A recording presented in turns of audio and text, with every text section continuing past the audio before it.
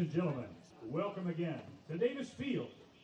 At this time, we ask that you please rise and remove your hats for a prayer to be followed by the playing of our national anthem. Almighty God, you have created us to strive for our best. Grant to all athletes, coaches, and fans the strength to pursue excellence during this event. We pray for the safety of these athletes and ask that you protect them from injury and harm. Help us to honor you today in all we do, on and off the field, and make us witnesses to your glory. In Christ's name we pray. Amen.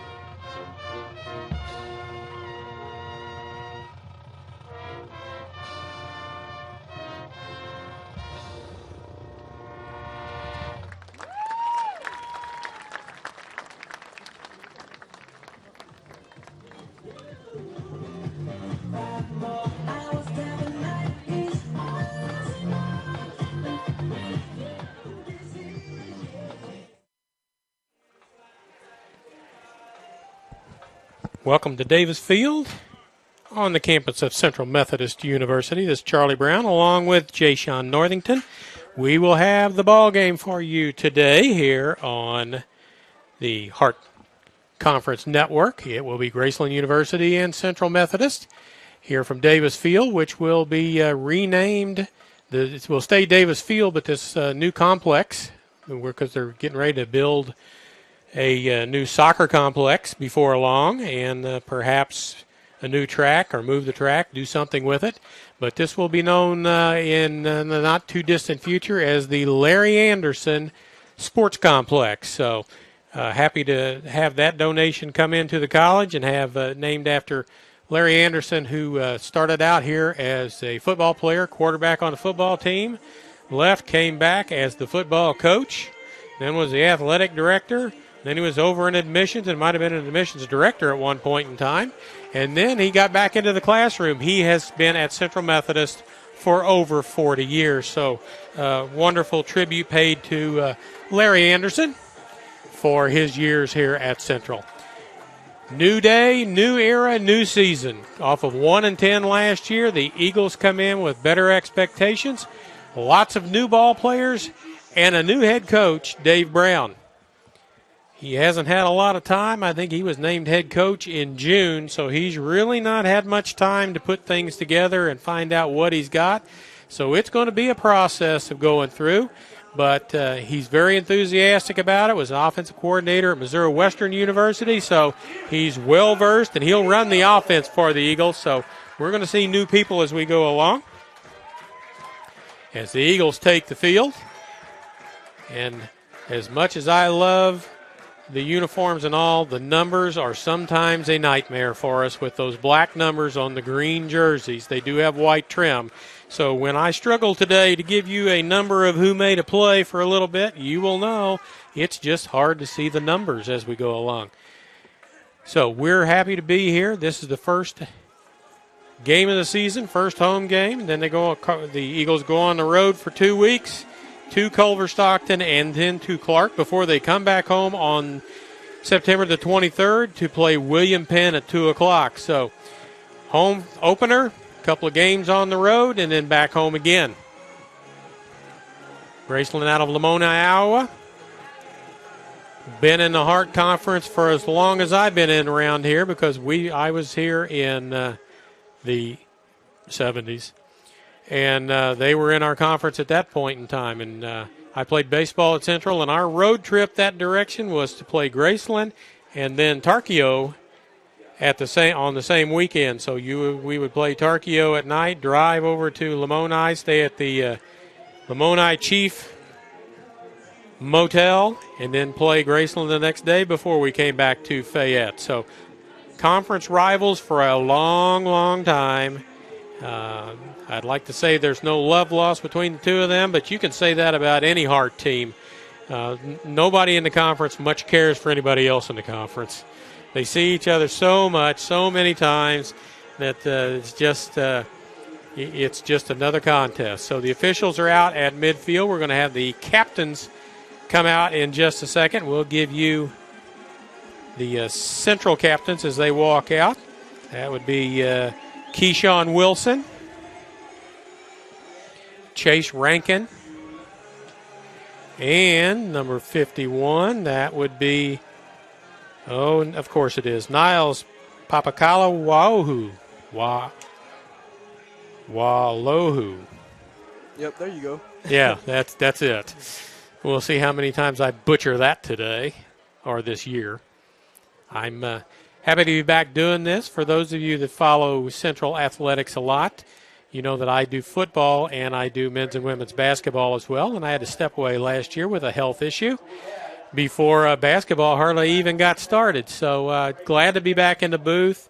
Glad to have Jay Sean here to produce and help me out with the broadcast. Yes, sir. Glad to be here, Charlie. It's a blessing. Graceland has won the toss. They're going to defer. Central.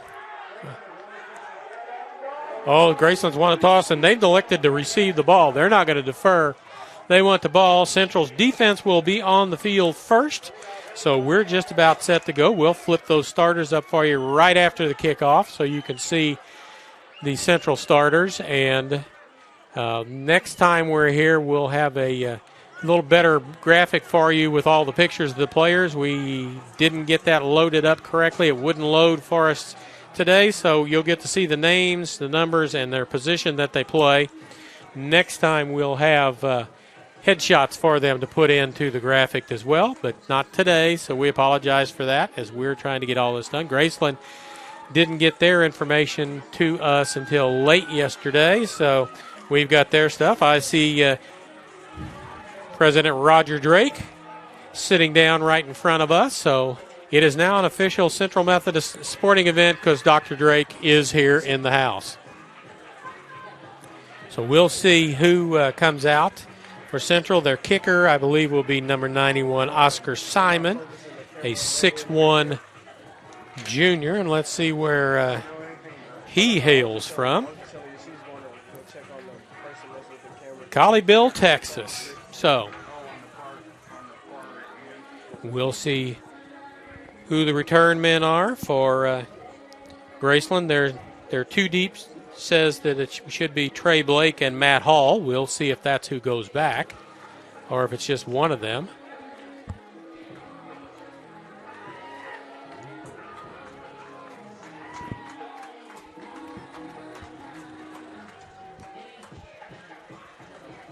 It is number 3, Trey Blake. And it is number 91, Oscar Simon, to kick off as we're just about set to go. With the start of a new era, the Dave Brown era, and we've got whistles blowing already.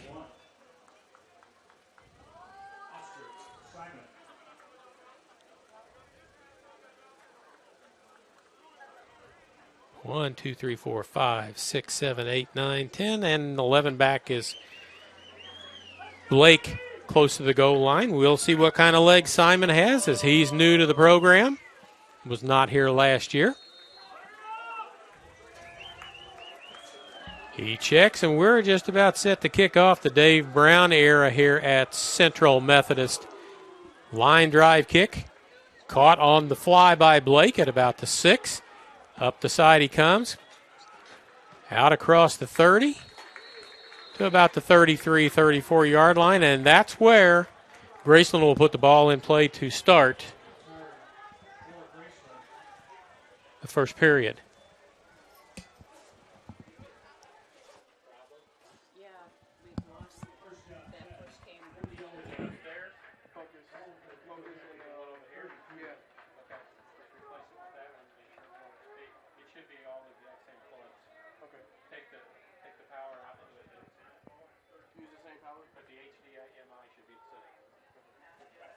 All right, little technical problem that we had to correct real quick. Quarterback is number 1, Cade Ross. He steps back, wings it outside, incomplete, as he was trying to get it to Christian Constantine, wide receiver. I guess he might have had a Butterfingers. Yeah, well, it's first play. Everybody wants to make a big impression. Sometimes we get a little excited. Yeah. So Constantine and Blake, bottom of the screen. Ross in the backfield, quarterback with one back with him. Oh, that didn't sound good. I don't know what that was. Flags go flying as Ross is being chased. Another flag in the backfield, so we've got 2 fouls on the play, and now we've got 3 flags on the play as Joe Slattery hits the quarterback out of bounds. So now we're going to have a whole bunch of 2 penalties against the offense, 1 penalty against the defense, and we're going to replay the whole thing. Yeah, I feel like that was very unnecessary by Joe Slattery there. Everybody wants to get their first hit in, but that's not the way to get it done because they were going to be backed up 15 yards with a holding penalty. Yep. Going to have a procedure or illegal formation and a holding penalty and a personal foul penalty, which will all offset, and we'll go back to 2nd down and 10. Wow. It's just a small play that has a big effect. Yeah, he's on the sideline, and you know the officials are going to protect quarterbacks, and they're protecting this one, and there's no doubt that that's what they were doing. Oh, yeah. So here comes the official with the call. Yeah, multiple fouls. Offside against the defense. Holding against the offense. They offset, and then after the play's over, personal foul. And that'll be marked off 15 yards, so that'll move the ball from the 33 out to about the 48-yard line is where they're going to end up putting that down. So 15-yard penalty on the Eagles. Not going to make Coach Brown very happy to start out with. Oh, no. You know he's highly upset right now. Yeah, he's not happy because we would have had 2nd and 10 back at the 33, and now it's 1st and 10 out at the 47. So just careless mistakes there. looks like a different quarterback maybe in the game. We'll soon see. Handoff up the middle. Stacked up and knocked down. No, that's Ross. That's still the quarterback. And the running back's number 4, Adarius Thomas. He picks up 2 on the play, makes it 2nd down and 8.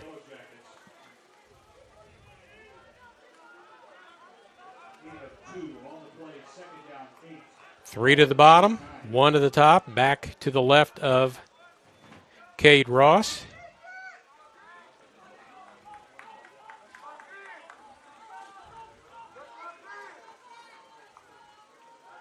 Back to pass, looks down the middle, guns it across there, wow. And it is completed. Use the official as a little rub on that, as that's Gerald Monroe.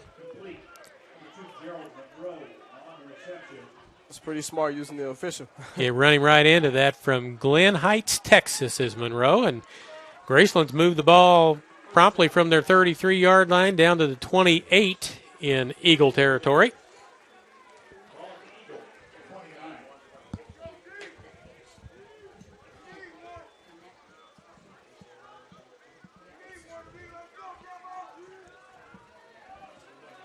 Ross, but Thomas standing next to him, and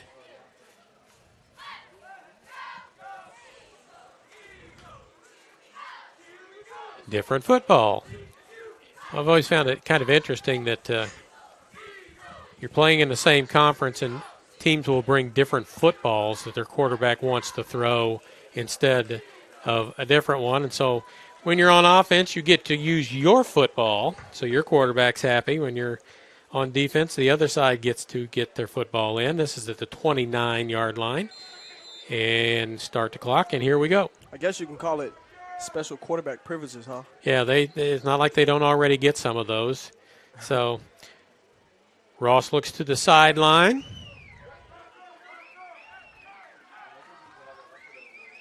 And Patrick Ross is the head coach of Graceland, first year there. So always got to wonder about throwing the ball down the middle and just overthrown as open cutting as he cut the post pattern. I feel like he would have had a touchdown. I feel like Graceland would have had a touchdown if he Yep, would have just Felix Wade, down. sophomore out of Little Rock, Arkansas. The ball was just a little bit too high, and it's second down. They haven't flipped it over yet, but we got a penalty on the play. Imagine that. Ineligible man downfield. That'll cost Graceland a few yards on the play. Crowd happy to hear that a penalty's been called on Graceland. So, 1st and 15 now from the 34-yard line. Flop their wide receivers. They're going to go 3 to the top of the screen, 3 left, 1 right. Running back to the right of quarterback Ross. Hands it off up the middle. Thomas has got it. Going to pick up 3 on the play to the 31. Make it second down and 12. And we got a player down for the Eagles. Hops up.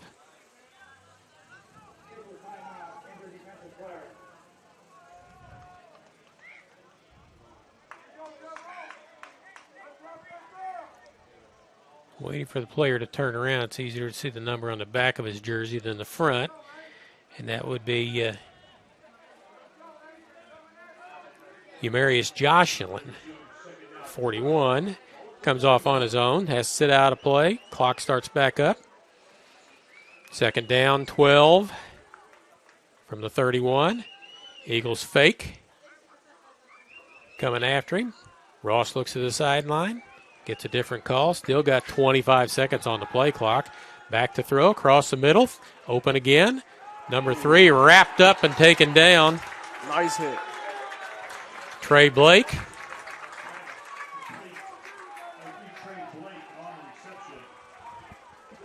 Dylan Holt with that wrap-up tackle. But it's a gain of 10 on the play and make it third down and 2 at the 21-yard line. Big play coming for the D. Young D returning a couple of starters from last year, but not a lot. See my grandson Hayden Kelly walking in. Going to Central Methodist here. They want to play baseball here. Timeout by Graceland. Their first timeout of the first half.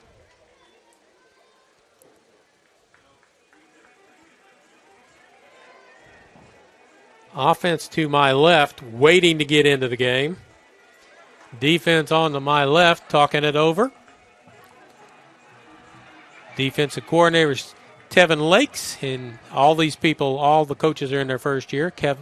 Keith Willis Auger is special teams coach.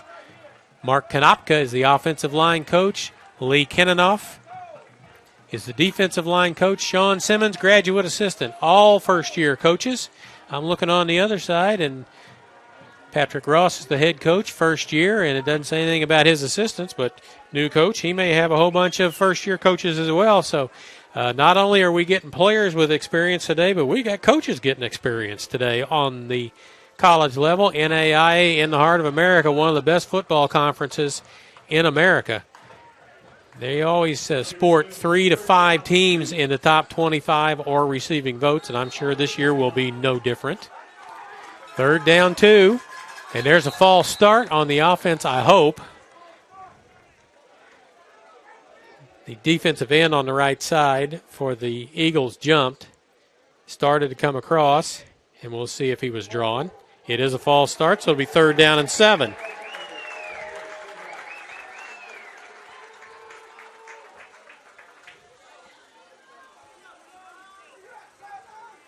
Looking around to see the dignitaries, I see just recently retired band director Skip Vanderlicht in attendance today.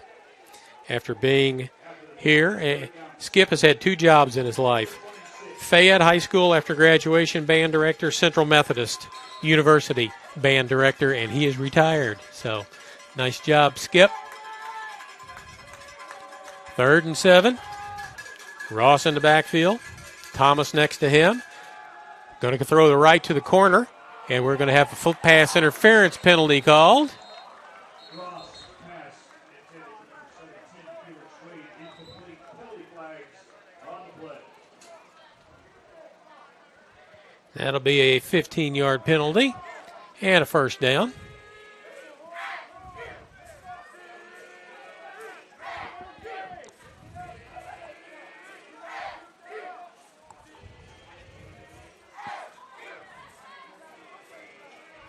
D-back pleading his case that he's holding me, I'm holding him. He fell down, I fell down. I can't help that. Fans don't like it.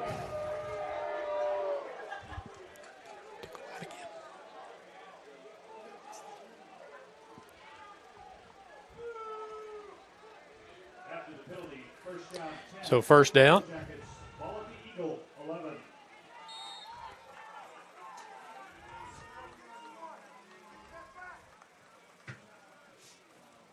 Ross looks to the sideline. Thomas in the backfield with him. 3 receivers left. 1 to the bottom of the screen. At the bottom, that's Gerald Moore. Bootleg into the end zone, touchdown. Never touched was Ross. He goes in from 12 yards out, and Graceland grabs a 6-0 lead.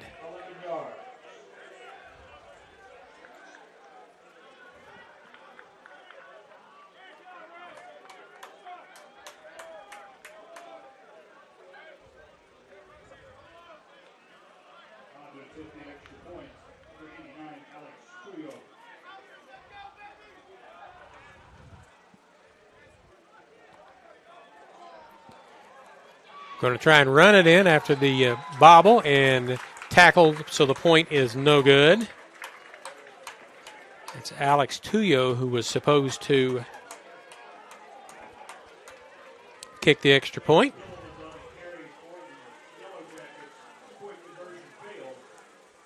So 6-0, going to have a conversation. Offense gets ready to go out and see their first time on the field, and you'll get to see new quarterback Joe Cambridge, 6'1", 185-pound senior out of Riverdale, Georgia. But before that, you will get to see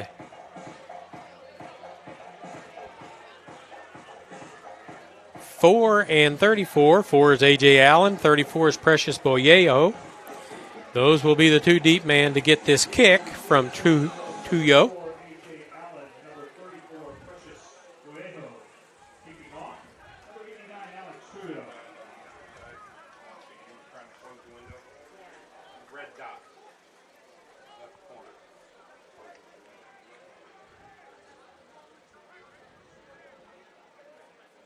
So Tuyo to kick off.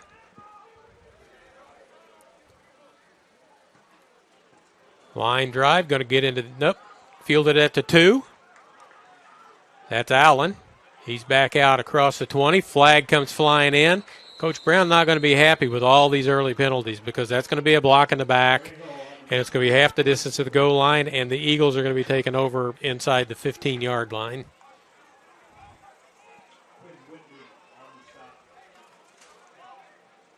That's at least the 4th penalty called. 3 will be accepted against the Eagles, and we have played 3 minutes and 40 seconds.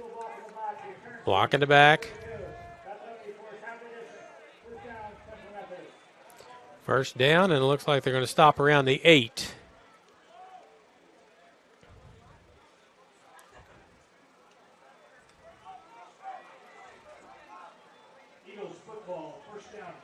So we'll get to see number 7, Joe Cambridge. Garen Vroman, number 2, running back.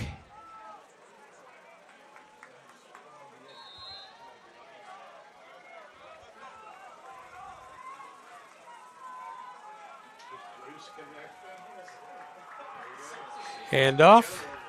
Loss of a couple of yards on that. As it was Charles Johnson in the backfield.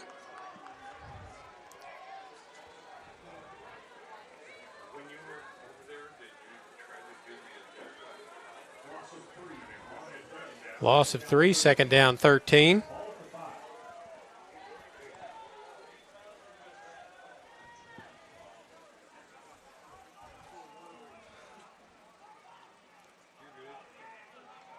Motion. Quick out. Catch made out near the 17-yard line. Going to be just a little bit short. A.J. Allen with the catch. And they're going to give him the first down out to the 19-yard line. So after being in the hole, Cambridge completes a pass to Allen.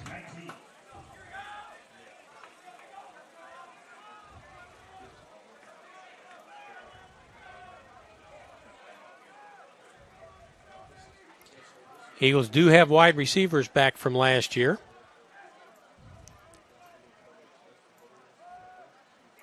Motion. Cambridge rolls, throws on the run, picked, almost picked, almost caught, incomplete. That was almost a pick six going the other direction.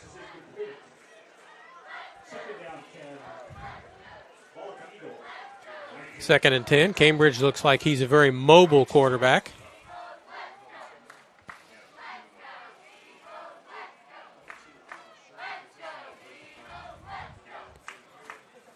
Eagles put in a tight end, 85, Trayon Day, freshman out of New Orleans.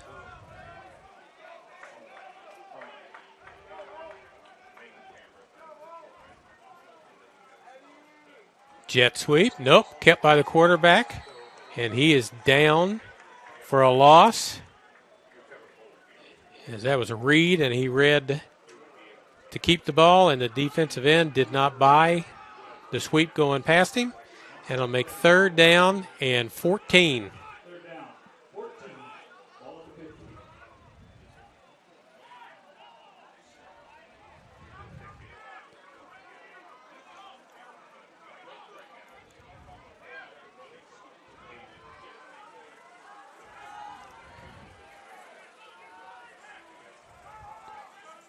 Cambridge looks around. Play clock at 13. Gets the snap. Under pressure. Taken down in the backfield. Says he's not down. Wants to run some more, but that's not going to work out too well.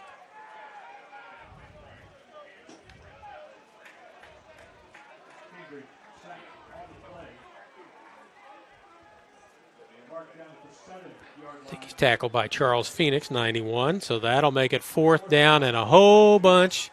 Back at the 13, they need to get to the 29, so that makes 16 in my math.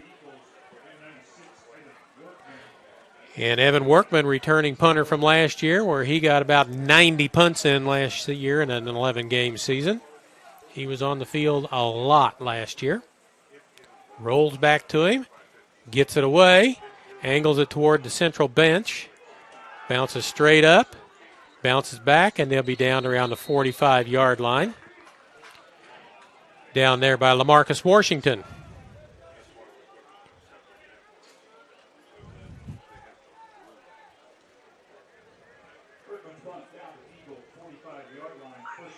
So 45-yard line in Eagle territory. Defense back out.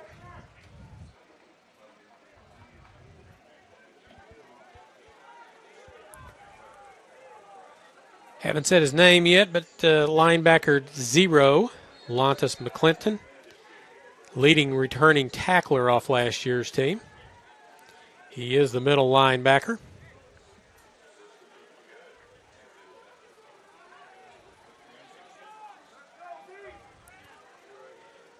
So Cade Ross back out to the field. Thomas to his left.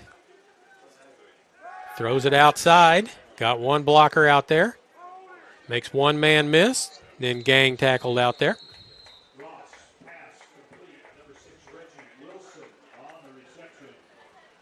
Reggie Wilson, wide receiver out of Fort Lauderdale, Florida, with the catch. Gain of 6, second down 4.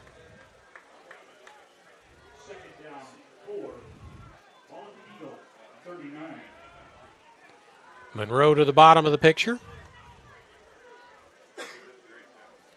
Ross, the quarterback. Pitches out to Thomas. Quick pitch on the corner. He's going to get enough yardage to get a first down. It'll be 1st and 10 inside the 35 for the Yellow Jackets. They're up 6-0. Halfway through quarter number 1.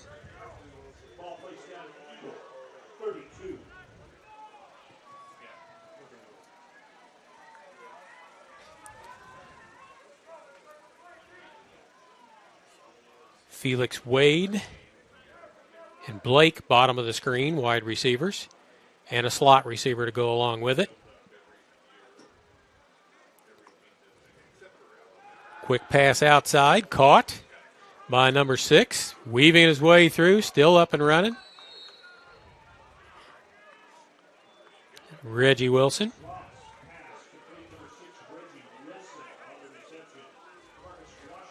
Marcus Washington with the tackle, among others. 2nd down and 2. As Ross is just winging it all over the field. I think he's got one incomplete pass. That's the first one he threw that was wasn't caught because it kind of went off their fingertips. Could have been caught. He's back again. He's got a sidearm motion and he throws it hard, and there's another one dropped. That was intended for Gerald Monroe. Got a little sidearm 3/4 sling coming to this quarterback, so his arm slot's a little bit different. Defensive line get their hands up. Might be able to knock some of those down because he's not coming over the top. He's listed at 6'3", does not look 6'3", but that's what he's listed as. And he is a sophomore. 3rd down and 2. 4-down territory, likely for the Yellow Jackets. Handed off to Thomas up the middle. He bursts through. Now inside the 10, it'll be 1st and goal for the Yellow Jackets.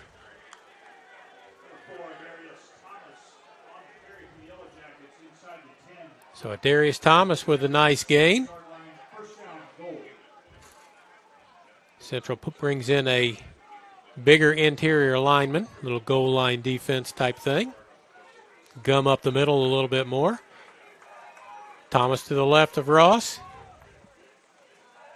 Outside pass in a hurry, low and incomplete. Man was open, that was Christian Constantine, but the pass was thrown hard and low. Haven't seen a real good touch pass yet from Ross. Everything's been gunned, mostly across the middle. That was a quick little post, and it was open.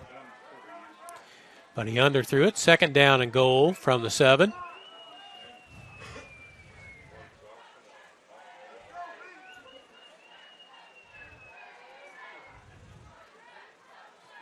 Thomas now to the right of Ross. And there goes the flag as there was a lot of movement and the ball didn't get snapped. Everybody not on the same page. Let's see if that's a false start. It is. So it'll be 1st and goal from the 12.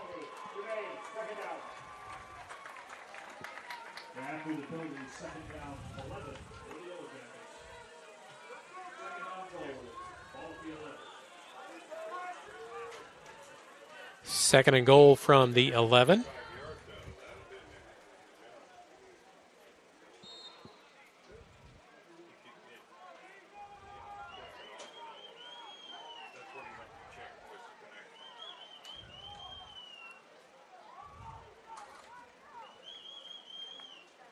Ross looks to the corner. Caught in the corner for a touchdown. Gerald Monroe with the catch. 11-yard touchdown pass. Makes it 12-0. See if they're going to kick it or whether they go for 2 to get back on track point-wise. They're going to kick. Tuyo in.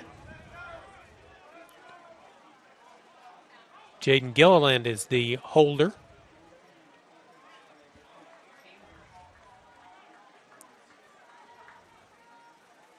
Snap back, ball down, kick on the way. It's good, 13-0.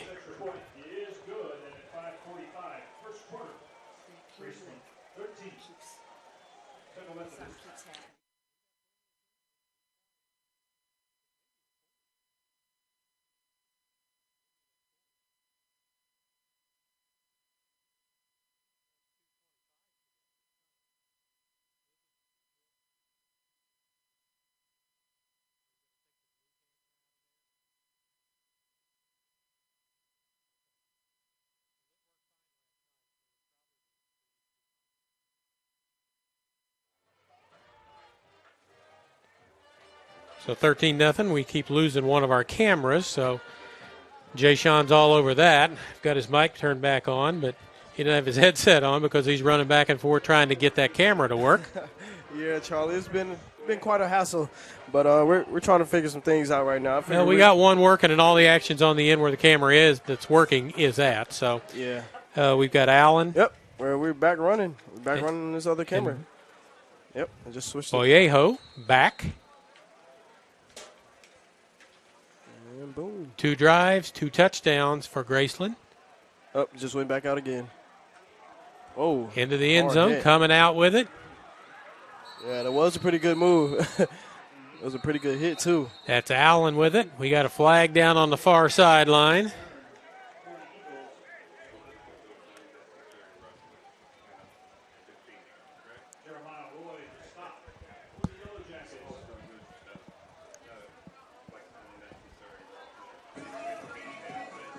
Waiting to see what the flag is.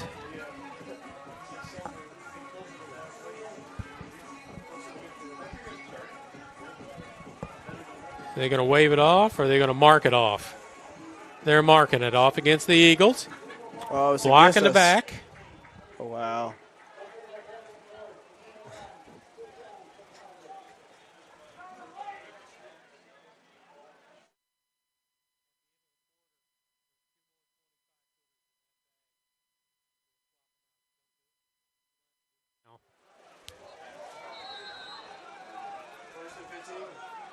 First and 10 from the 15. Cambridge, handoff up the middle. That's Garen Vroman. Picks up a couple yards. He's a returner.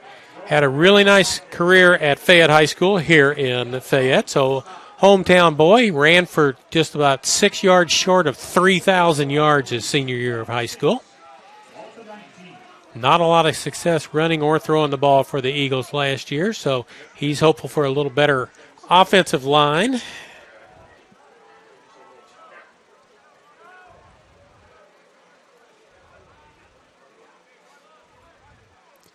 Second down, 7. Cambridge looks, plants, throws high and out of the reach for Aaron Edwards. Makes it third down. He's got a lot of arm.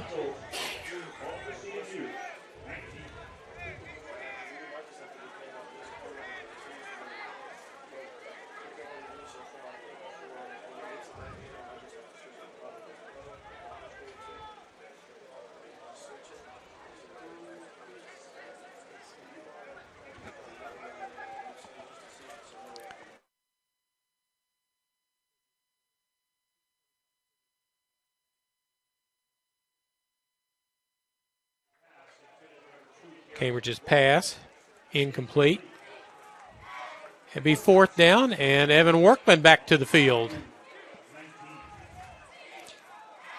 I don't know about the postseason awards last year, but Evan Workman should have been the most valuable player on the Eagles program last year, and he should be all conference as many times as he had to punt last year.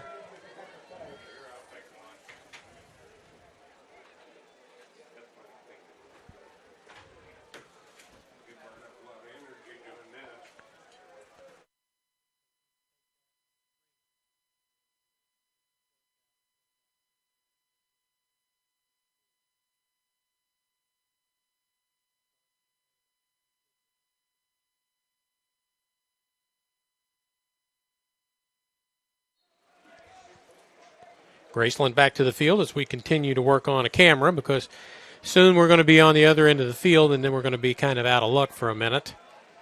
So we're trying to see if a different cord might help our situation a little bit. So Workman back to punt, standing at his own 5. The last snap rolled back to him, so let's see if we get a little better snap out of it this time.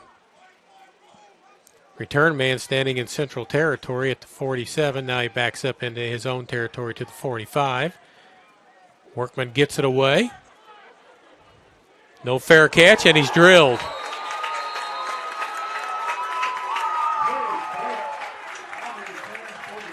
Drake Dudley with the hit on number 3, Trey Blake. As soon as he caught it, Dudley was on him. So nice play by the special teams unit there.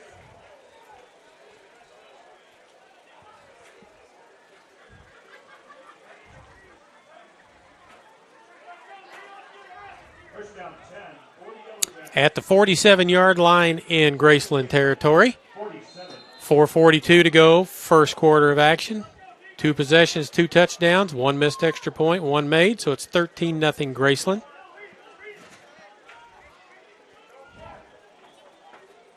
As the Eagles try and figure out who can do what on offense, as there's a whole bunch of new people out there. Graceland.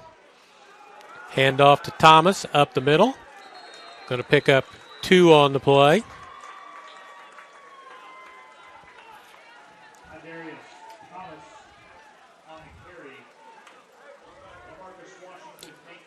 Nate Smith and LaMarcus Washington with the tackle.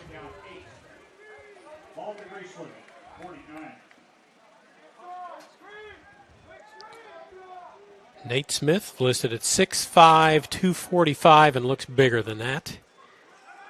Outside, just that quick little pass outside, and they're just trying to get numbers out there, knocked out of bounds.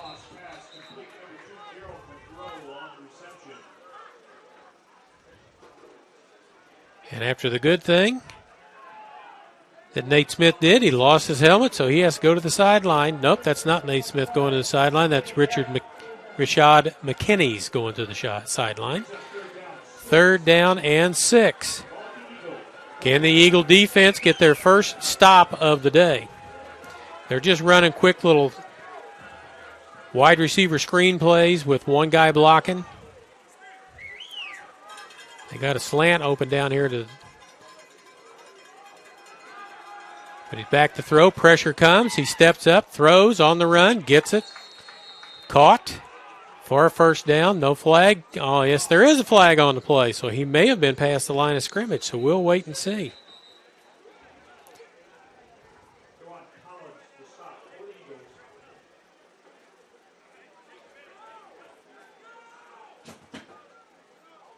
So we'll see what the official has to say because it was thrown right at the line of scrimmage. Going to say no flag.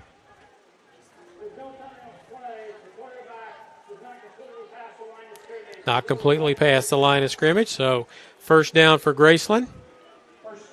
3:41.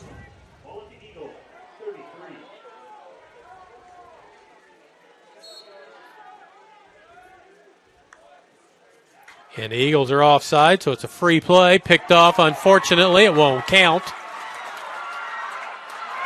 But that's McClinton with the ball. He doesn't realize it's a dead play. He's going to run it into the end zone, but it's offsides against the Eagles. As the left end, the band strikes up, but it's all coming back, folks. The left end was offside.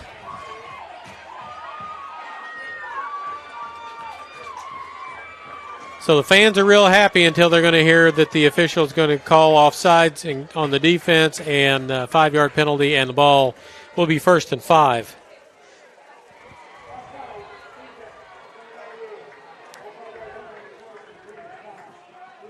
And that was Nate Smith offside. So now it's 1st and 5.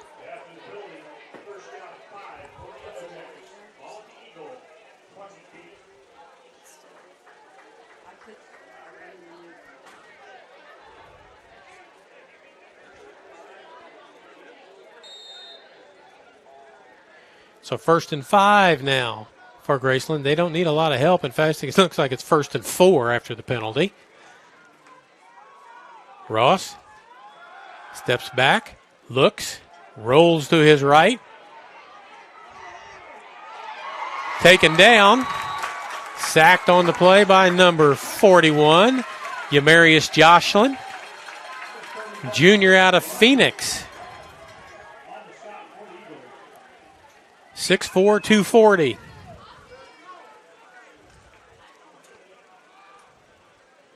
A loss of about 3 yards on it. It's going to be 3rd down and 7, or 2nd and 7 after the penalty.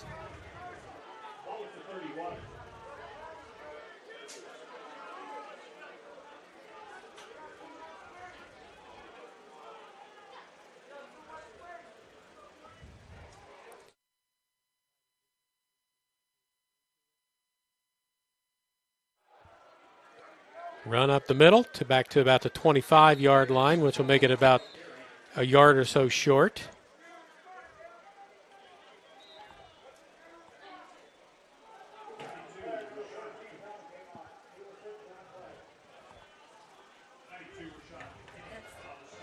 It's a brand new camera, and it was on, and then it just went on.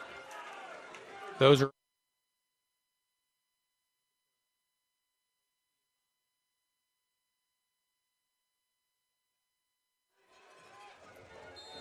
so third down and a long one, short two.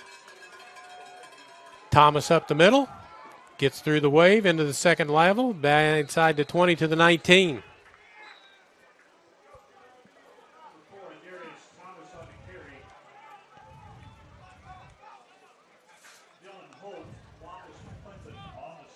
Lontus Clinton. First and 10 at the 19, as this has been all Graceland here in the first period. I think the Eagles have one first down.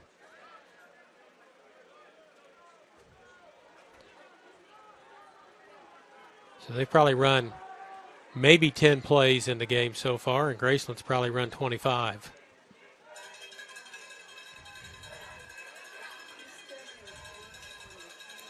Four on the play clock. Going to have to hurry up. Going to have to use another timeout. That'll be timeout number 2 for Graceland here in the first half.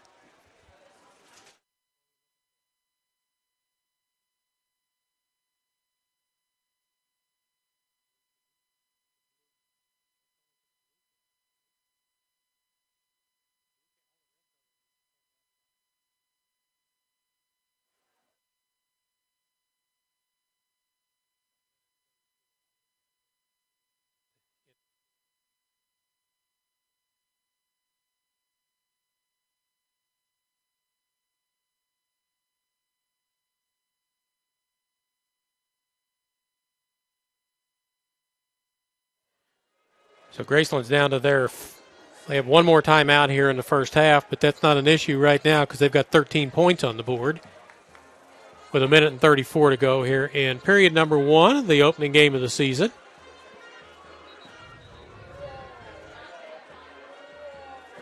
Eagles got off to a rough start last year. Were beaten soundly in the opener like 50-0 and never really recovered from that.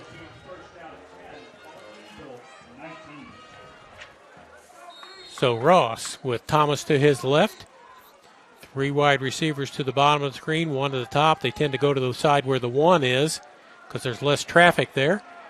Ross scrambles out, heads down the sideline, steps out of bounds before he gets to the first down marker. So it'll be second down and it's short. Be second and 2. Very mobile quarterback. Get him boxed up in the pocket.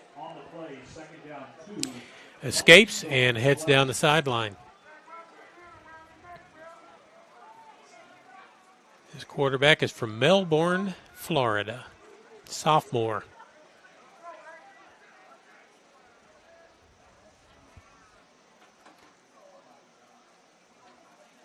Empty backfield. Looks left into the flat, across the middle. Lots of flags go flying. Pass is caught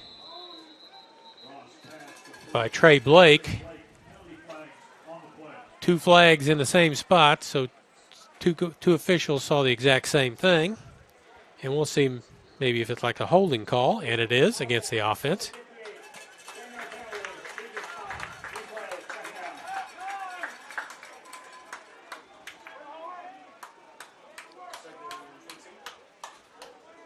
It will be second down after they walk this off because they're going the wrong way. Now they turn around to go back.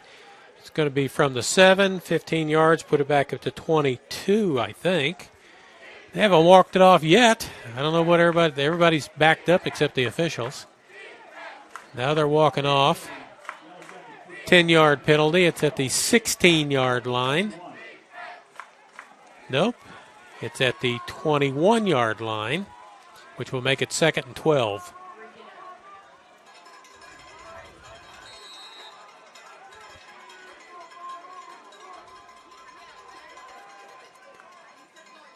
Ross is Claps tries to draw a penalty. Can't get it done. Looks at the sideline. Still got 12 on the play clock.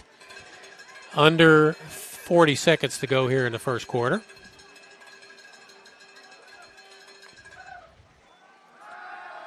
Guns it. And we're going to have another penalty. No, we don't. There's no flags. It looked like the defender for the Eagles wrapped his arms around the offensive player and spun him a little bit.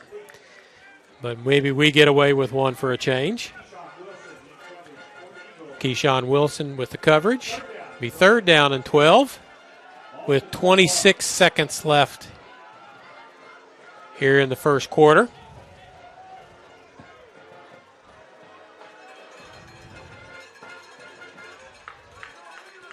We're going to go silent at the end of the quarter, and I'm going to go look and see if I can figure out what's wrong with the camera. Across the middle. Oh, through the hands of Gerald Monroe. And it'll be fourth down and 12. They're at the 21, so that would be a 38-yard field goal attempt. We don't see any sign yet of a place kicker coming in. 23 and a half seconds to go.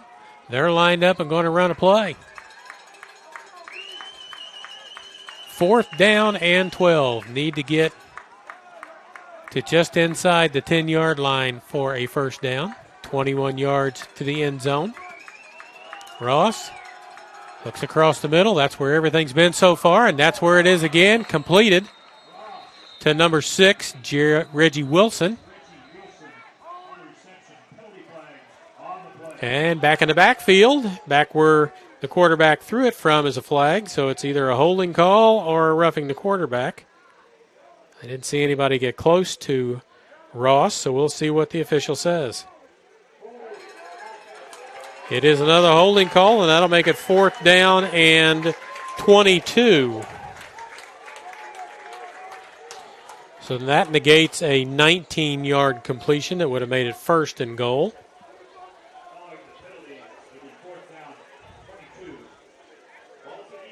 And the offense is still out there, too far for a field goal attempt. Punt's not really going to accomplish much, and it really won't matter because the clock starts, and they can run a play if they want to, or they can go to the second quarter. And there's another penalty for our false start as we're going to get to the end of the quarter before long. Zay Atkins with that. Junior lineman from Lakewood, Washington. They start the clock again with 6. It'll run out, and I think Graceland will be happy to go to the other end without any more penalties because now it's fourth down and 27. The offense is still out there. They're lined up. He says start the clock.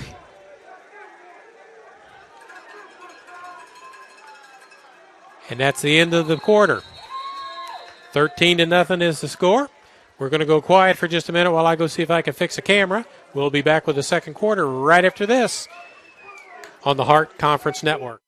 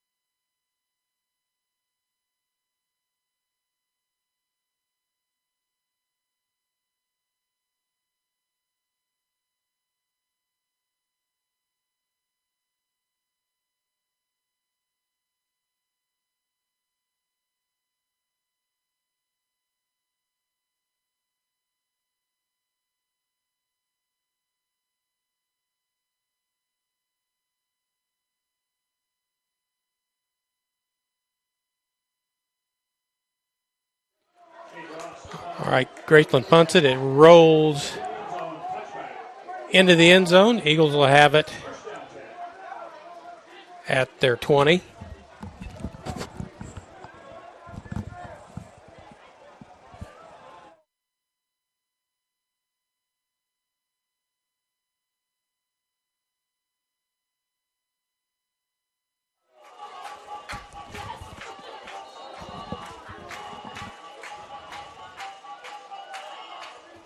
Cambridge back out.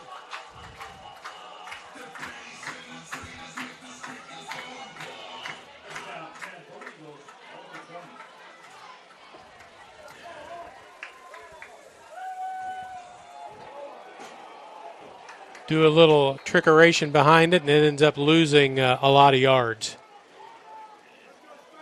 as it goes back to the 6 or 7 yard line.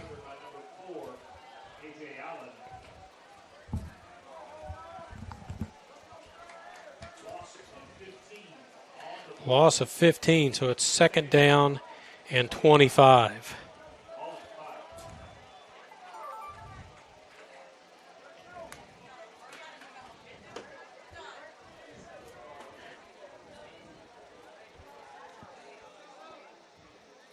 Cambridge standing back by his goal line. Shotgun in the end zone. Quick out to about the 9. Get a little bit of yardage. They're going to call it a complete or an incomplete pass as the ball came loose.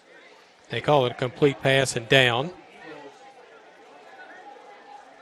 Nope, they call it an incomplete pass, and it's 3rd down and 25.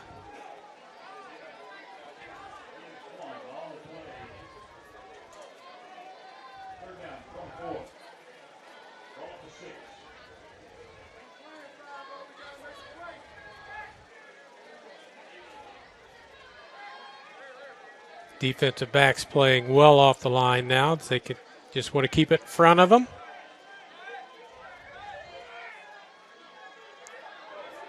Running play, going to pick up some yards, but not going to get nearly enough as it's out to the 20-yard line. Going to bring up 4th down.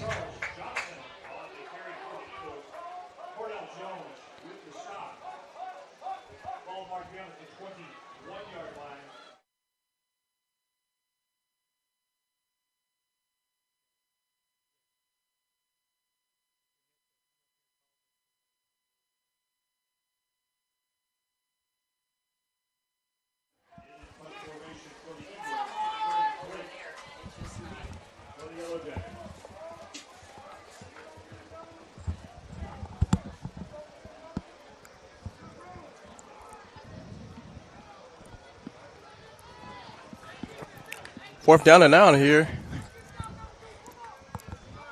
Looking for a punt. Ooh, great height on it. No fair catch. Oh, fair catch it is. So Graceland will have the ball now. They're going to be on offense now. And the offense will get off the field for Central Methodist, and the defense will take on the field now.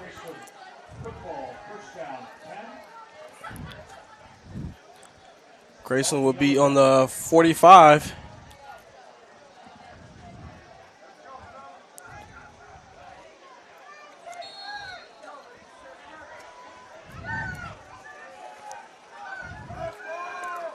K. Ross ready to set. He sets the ball.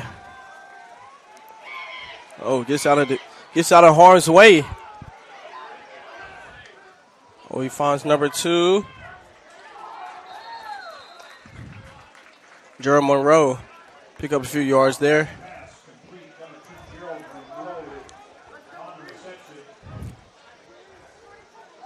Great reception by Gerald Monroe. Keyshawn Wilson and Dylan Hope with the stop, with the tackle. 2nd down and 2. Graceland ball.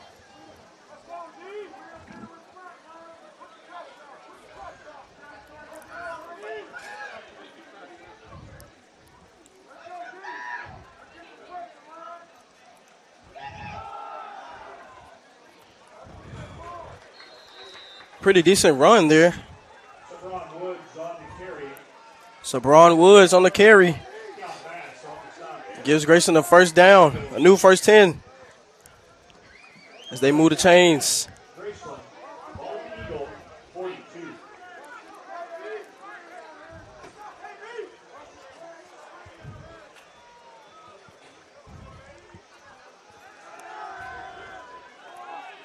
Okay, Ross with the pass.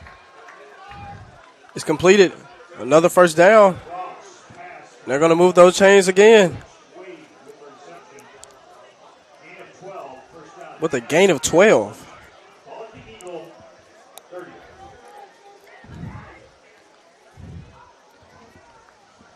Ball on the 30.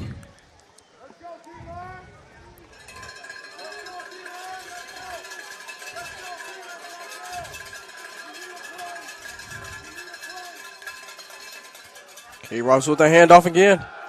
Oh, he fakes it. He goes on for a run. He gets the first down, and he runs out of bounds.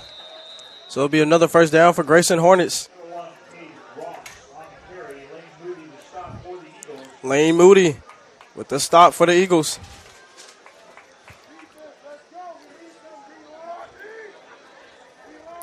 Ball on the 17 for Graceland. 13 on the play, first down 10, Graceland, ball at the Eagle, 17. Another flag, another couple flags here. Seems like a false start on the defense for the Eagles.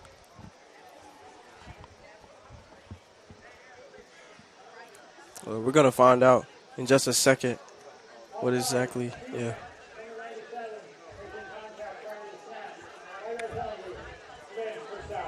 Yeah, and I was correct. False start on defense. Now it will be 1st and 5 for the Graceland Hornets. Ball will be on the 12. Eagle territory.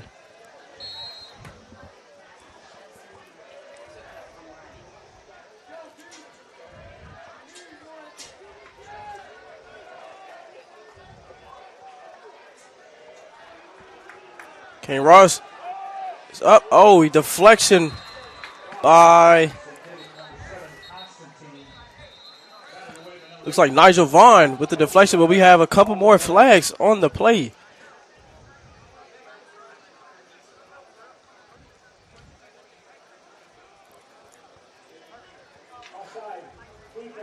Offsides defense. Man, I know Coach Brown is having a fit right now with all these flags that's going on in this game. This is the first half.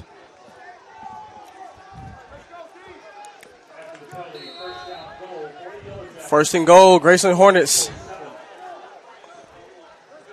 Ball on the 7. Eagle territory. Another flag again. Man, this is outrageous. This time it's on the Graceland offense. I think it was offsides again. First down goal for the Yellow Jackets, ball at the Eagle, 12. So it will be a 1st and 12. I think it's a 1st and 12. Yeah, 1st and 12. Graceland ball on the Eagle 12. Ball on 12.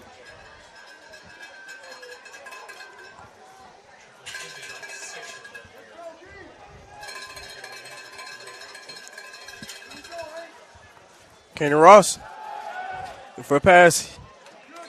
Incomplete pass.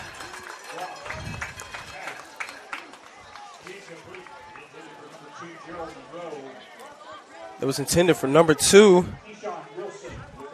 Gerald Monroe. Keyshawn Wilson with the stop. Great defense by Keyshawn Wilson there. Ball on the 12. 2nd and 12. Graceland.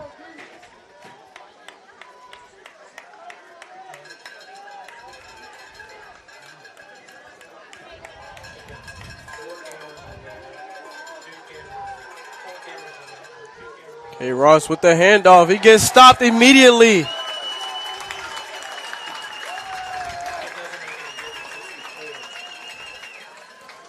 think it was Niles. Shout out to Niles for that stop there.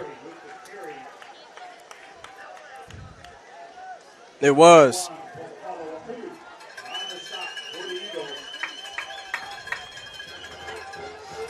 It will now be 3rd and goal, but it's really 3rd and 14. Graceland's ball on the 14.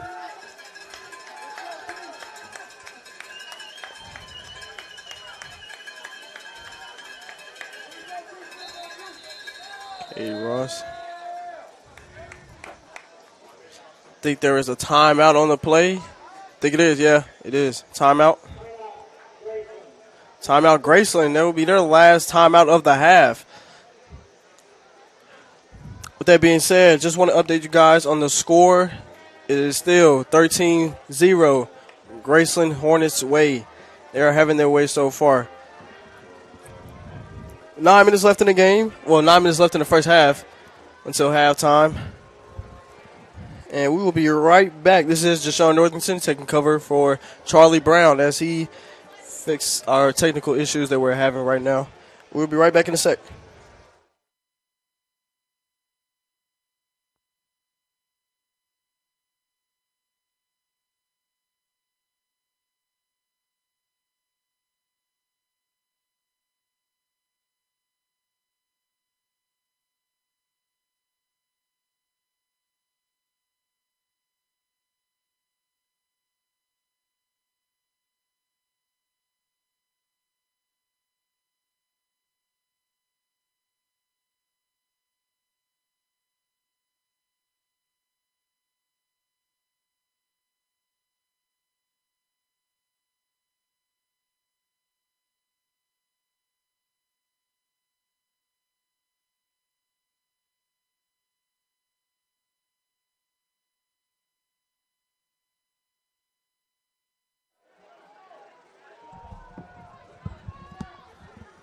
We are underway.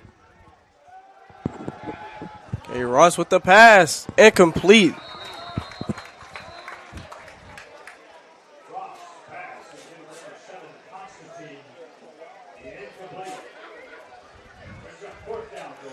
It will now be a 4th and goal, 4th and 14.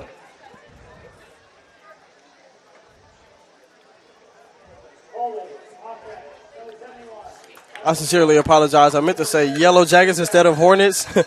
I sincerely apologize on that note.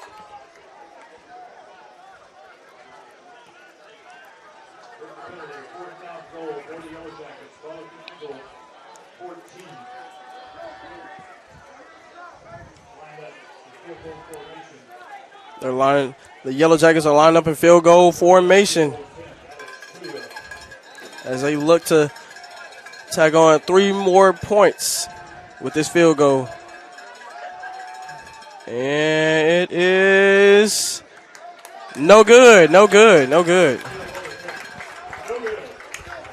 So that will result in a turnover on downs. It will now be Central Methodist Eagles football. With 8:53 left in this first half, the Eagles will pick up where the Yellow Jackets left off on the 14 in their own territory.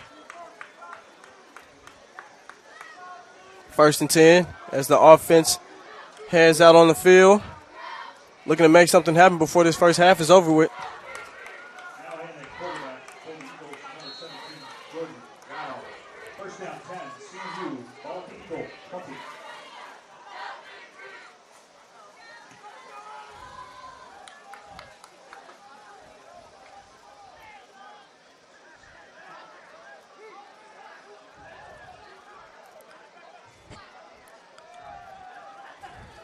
Handoff.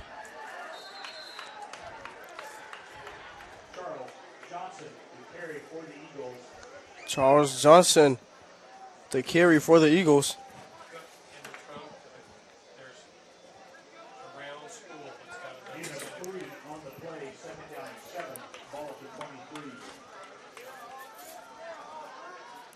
Looks like Jordan Guile, the freshman, is quarterback now for the Eagles. 2nd and 7.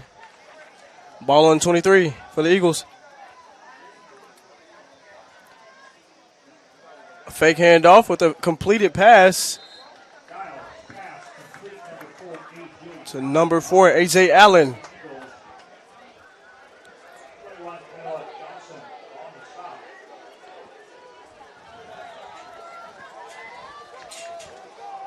And we're trying to figure out where the ball is now.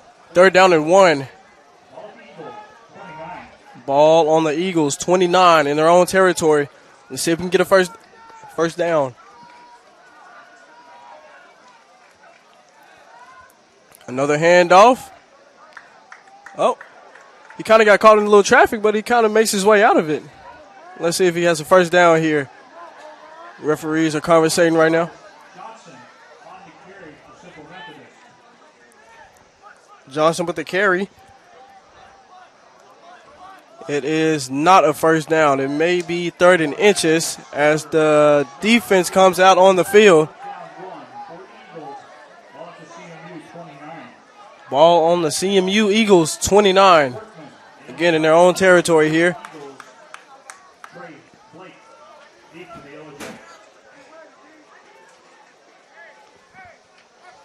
Looks like we have punter Evan Workman here, a junior, getting in formation with a high received.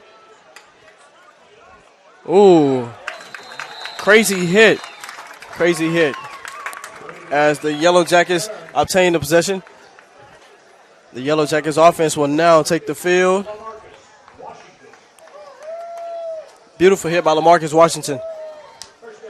He's a heavy hitter, if you didn't already know. 1st and 10, Yellow Jackets on the field. That's their offense. CMU Eagles defense. 6:35 left in this first half. Ball on the 35. Yellow Jackets possession. Yellow Jackets territory, excuse me. Kate with the ball. A little handoff there. It was an outside handoff.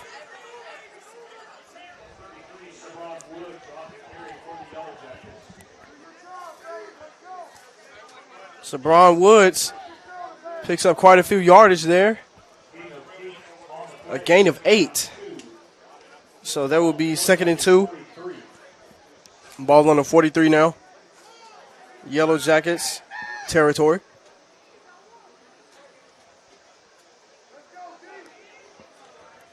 Another handoff, and they pick up the first down, and he was gone.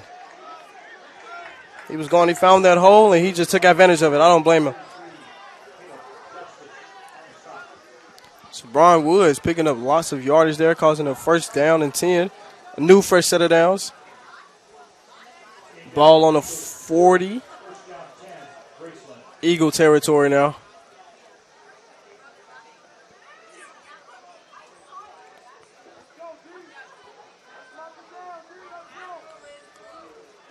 Another handoff.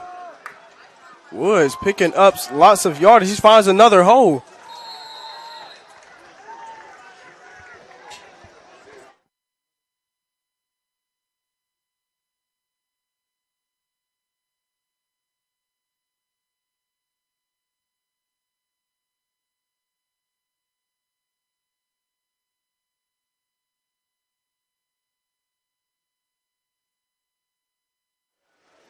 All right. I think we got things fixed. We'll soon see. Ross in the shotgun. Motion. Pass outside to the motion man. Too low. Bounces. Incomplete.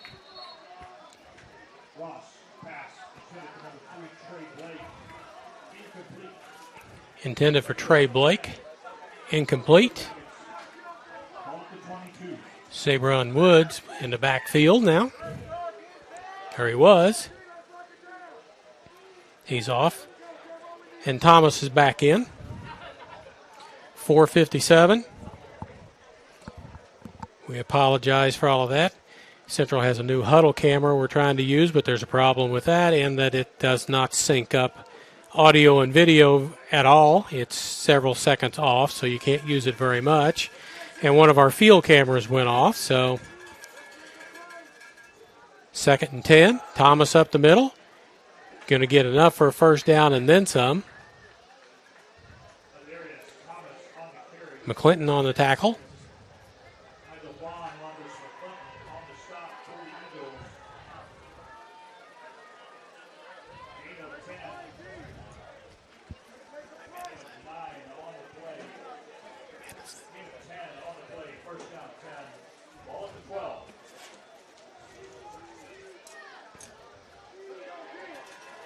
First and 10 from the 12.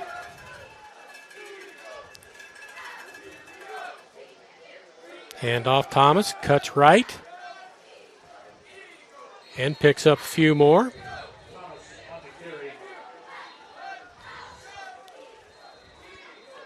Whistles blow, player has to go off. Central player lost a helmet.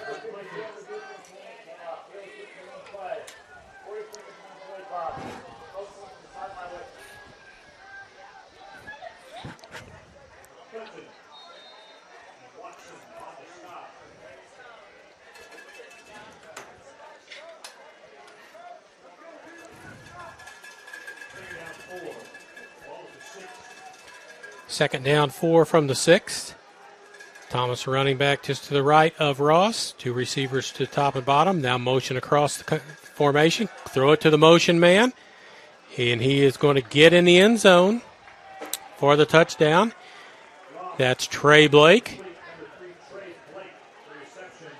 7-yard touchdown pass. Makes it 19-0. Extra point pending.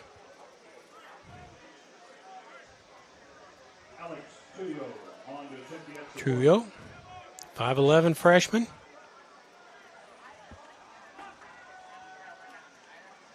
Orlando, Florida.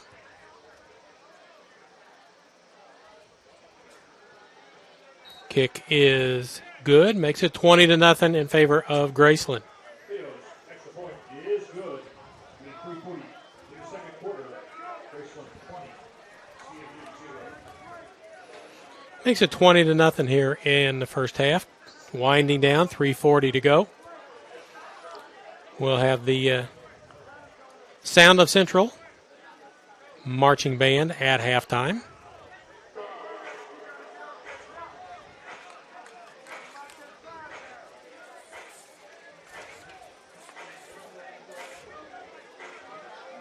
We'll have the band. We'll have a dance performance by the Eagle Envy dance team. And we'll also have a ceremony for the ring ceremony for the women's indoor track and field champions that Central won last year. So all that's coming up at halftime. We'll get you some stats and stuff.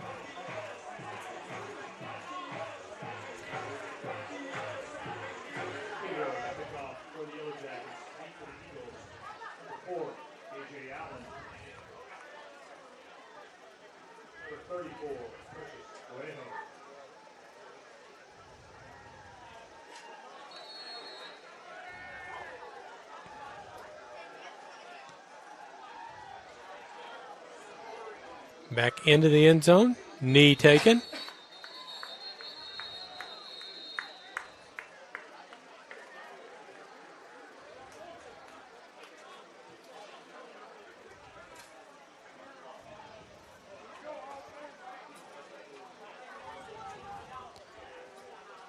So the Eagles looking to get something before halftime.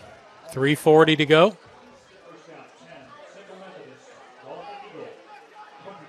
Cambridge back in at quarterback.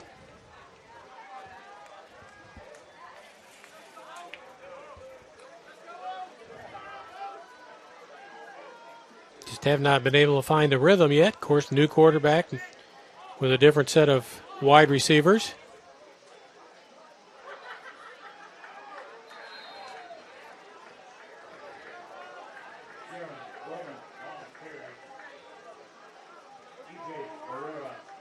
Handoff. Either way, it was not going to be very successful.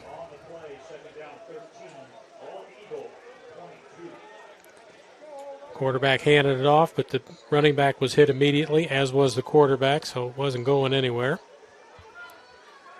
Loss of almost 3, second down 13. Approaching 3 minutes to go here in the first half.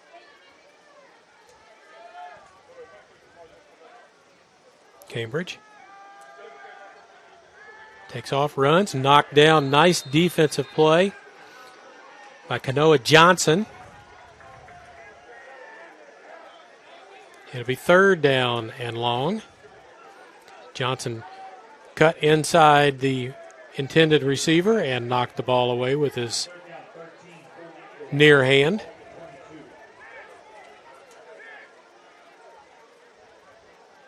I would suspect this is going to be a running play because I think Graceland has no timeouts left.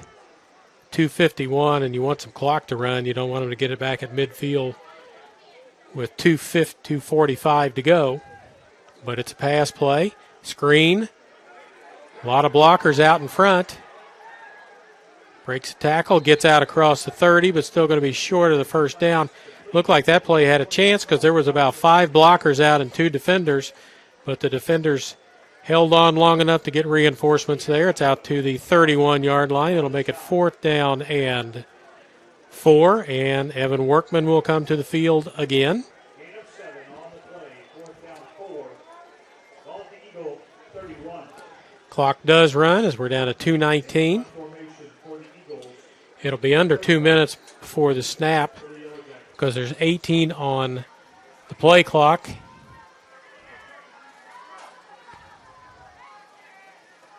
Still got 10.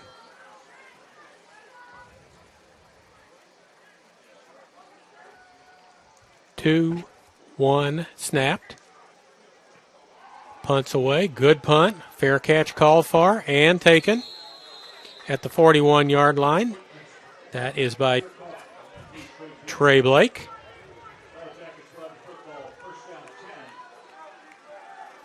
So at the 36-yard line.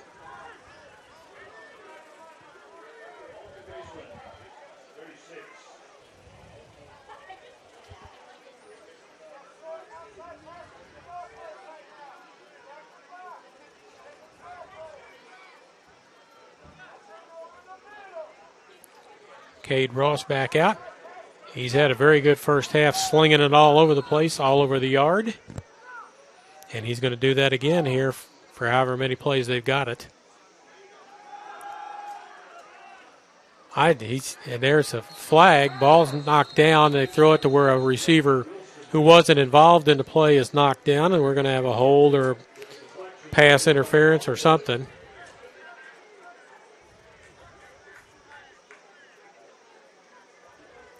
I think if the defensive linemen get their hands up, because that ball came less than shoulder high past the line of scrimmage.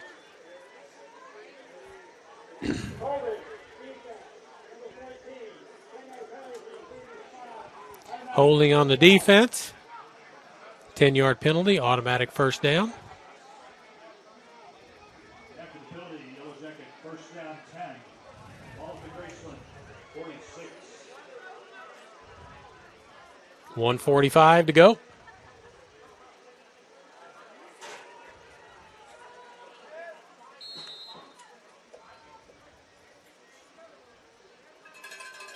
Ross looks to the sideline.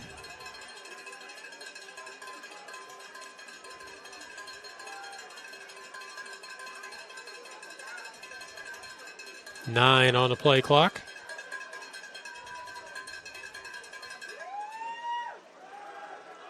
Out here into the flat.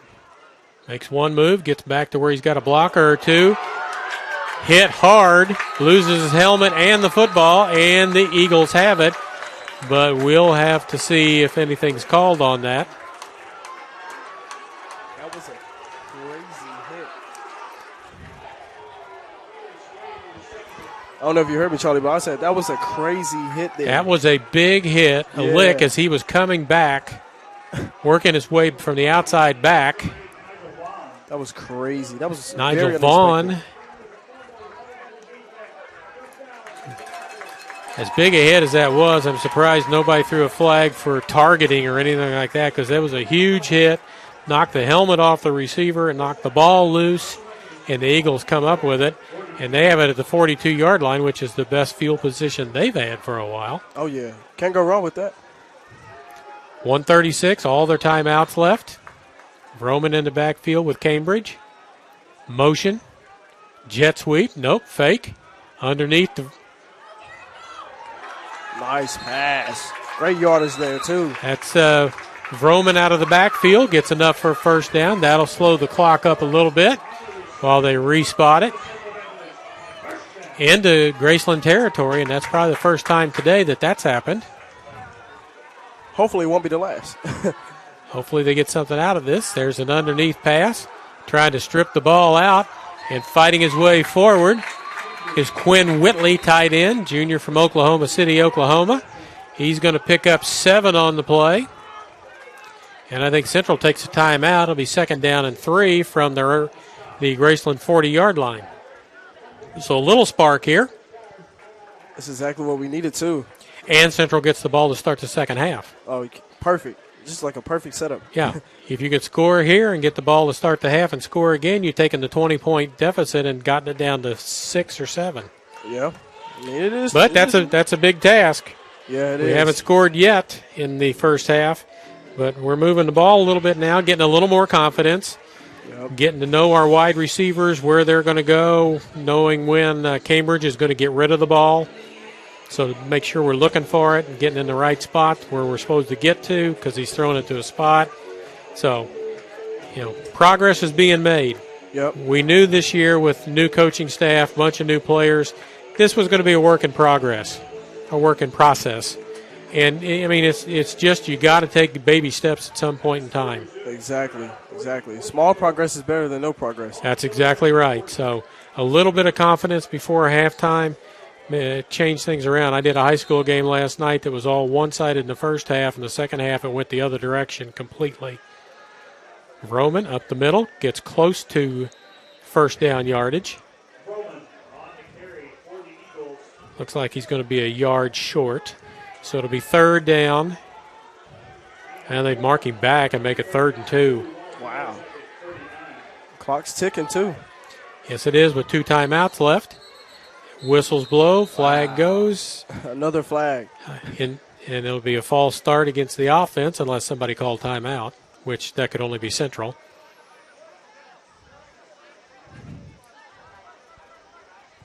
Or the play clock had not been reset when they snapped the ball, which that can't be a penalty because that's not, they marked it for play, so Central played it.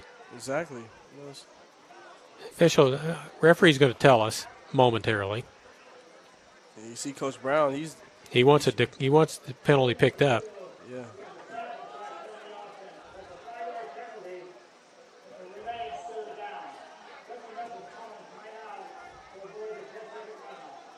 Okay, so there you go. So it is an illegal procedure, but Central takes a timeout so they don't incur the 10-second penalty for the false start offensive penalty in the last 2 minutes. Wow. That's interesting. 47.9. Now it's 3rd down and almost 8, long 7. Cambridge probably need to get out of the pocket because they're going to come hard for him, and here they come, and they hit him, and he fumbles the ball. It's on the ground, and it is fallen on by Graceland. Number 99, John Mitchell, comes up with the recovery, or it's 95 rather. Amari Loudon. You said it, Charlie. He needed to get it out the pocket. I mean, he just wasn't paying attention. Yeah, well, everybody, it's 3rd and 7. You're in the last minute of the first half. You know it's a pass, and they just laid back and went after it, and the right end came in and nailed the quarterback. And that could have been Barrera. So now Graceland with no timeouts has got 39 seconds and 51 yards to negotiate. I wonder if they're going to go for the Hail Mary type of play. Well, they got to go for first downs or out of bounds because they can't stop the clock. True. That is true. So the only way they can stop it is get out of bounds or get a first down and get up to the line in a hurry. Yeah, because time stops on the first down. Until they reset. Running out and just throwing it away out of the pocket. No problem. No intentional grounding, but the back official has lost his hat, which means a wide receiver, somebody went out of bounds and couldn't come back in to catch the ball, so he'll go find his hat here directly.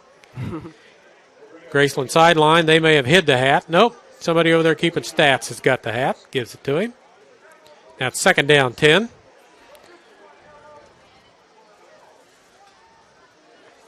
Again, we're going to have the band perform at halftime, then the dance team, and then a ring ceremony for the track and field team that won the indoor championship last year. The Hearts Women's Indoor Track and Field Championship. Yeah, we'll call it back to back to back. Very successful program. Yeah, shout out Coach Kenny. Amazing coach, amazing track coach. Ross slings it outside. It's caught out of bounds, but it's only going to be about a 2-yard gain after all said and done.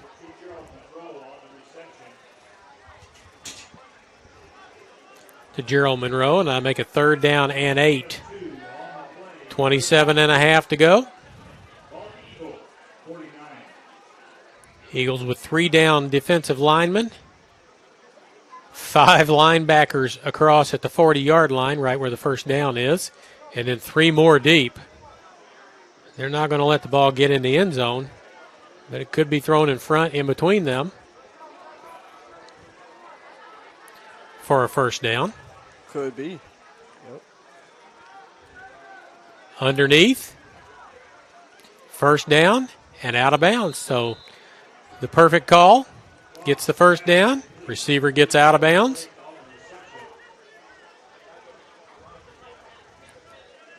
It was pretty smart of a play. It's a play they've been running a lot the first half. It's just a little wide receiver screen play. Oh, we got a central player who's going to lay on the ground right in front of the bench and claim injury. He was coming off and just went down. Slowed the play down a little bit and give them a break. The defense has been on the field a lot. Oh, yeah, they have. It's more of like a defensive game for Central so far. It's been almost all defensive plays for Central. We'll give you the stats after the ring ceremony.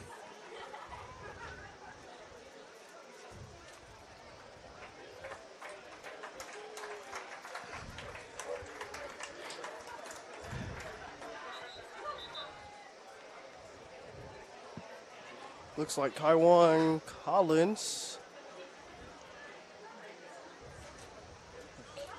Or Keywan Collins.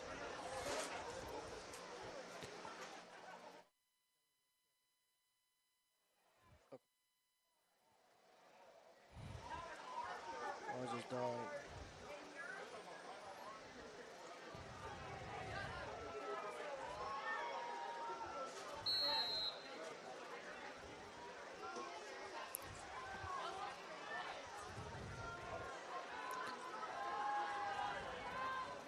So Ross back again, 1st and 10 from the 39-yard line of the Eagles. Across the middle, and the ball receiver is hit.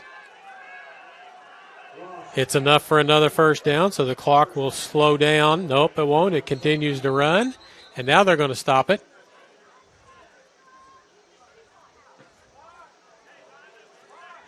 Seems like they're having technical difficulties.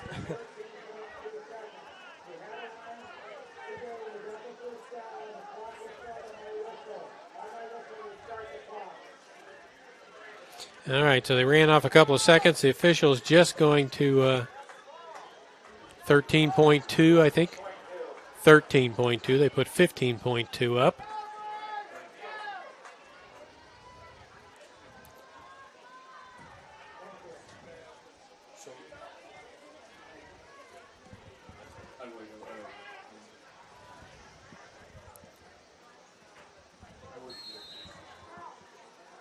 Out pattern, almost picked, incomplete.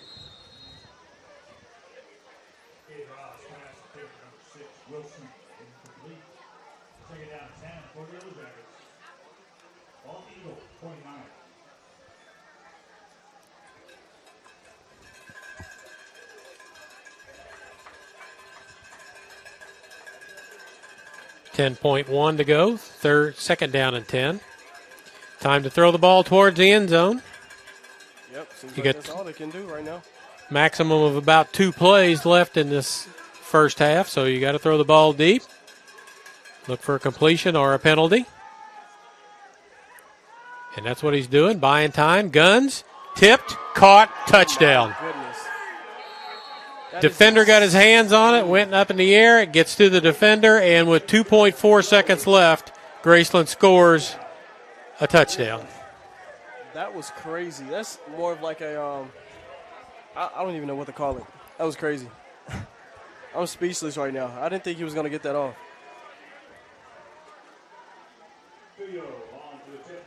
Tuyo and to attempt the extra point, 26-0. First extra point was botched. The other three have been good. Or the other two, and this one is good as well. So 27-0 at the half. 26.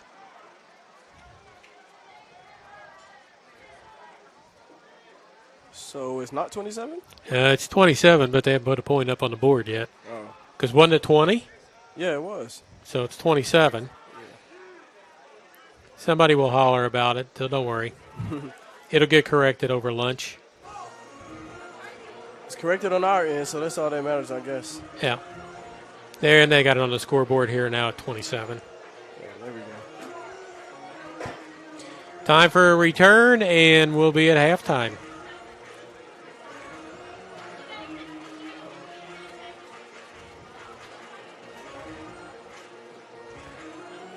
What a first half we're having here, Charlie.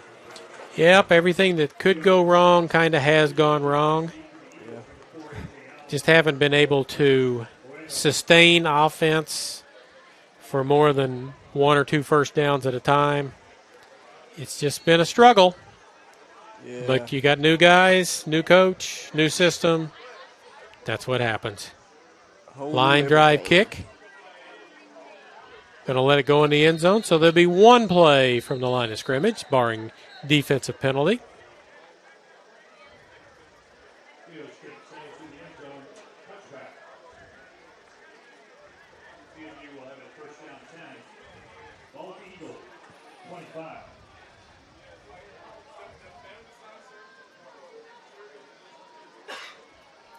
So Joe Cambridge brings the team out.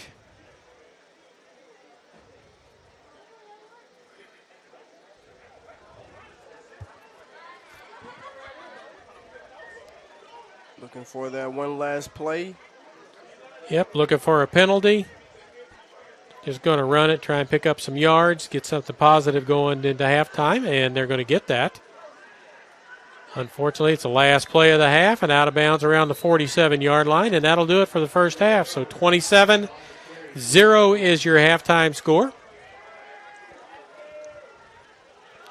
We'll keep it here for halftime. You'll get to see and hear the band, the dance team, and then the ring ceremony while we clean some things up, get some halftime stats, and load those up for you when we come back. So we're going to go silent for a minute. Band's going to be ready. We'll turn that up so you can hear the band here at halftime from Fayette. Don't leave.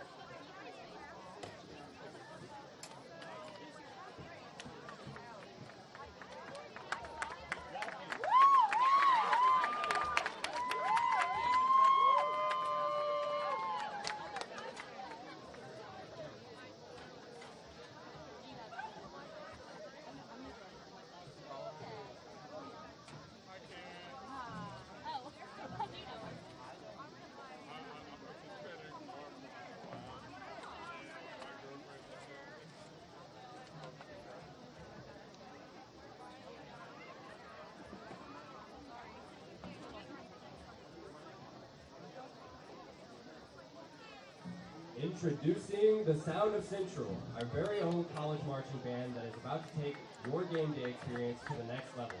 With their captivating energy and precision, they will be entertaining us with the Latin rhythms of Estancia by Jay Dawson. So sit back, cheer on your band, and let the exciting melodies played by the Sound of Central make this game an unforgettable symphony of spirit and sound.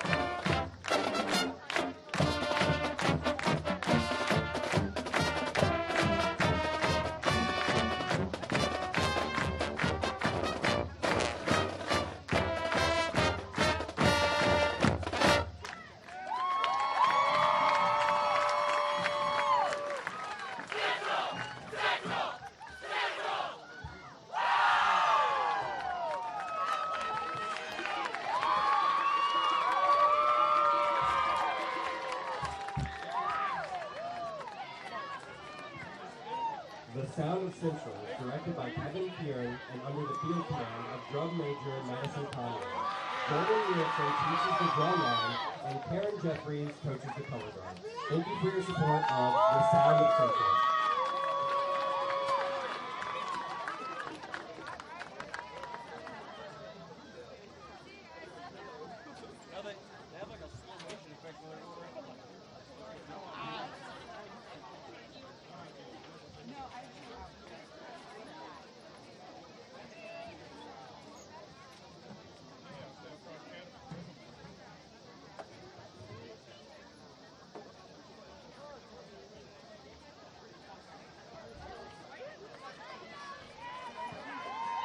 Ladies and gentlemen, please welcome to the field your Eagle Infant Dance Team, led by head coach Matt Bone.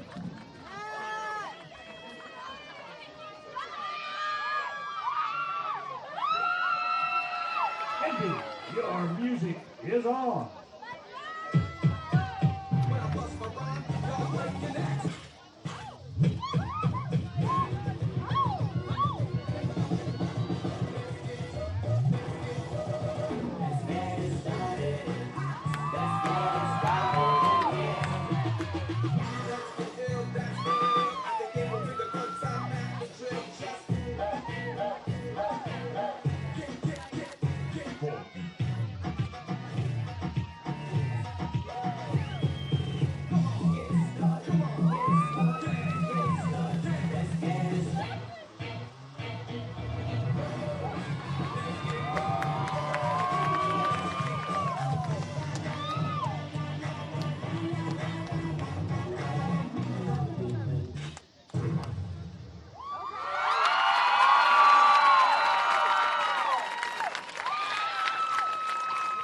Ladies and gentlemen, your Eagle Infant Dance Team.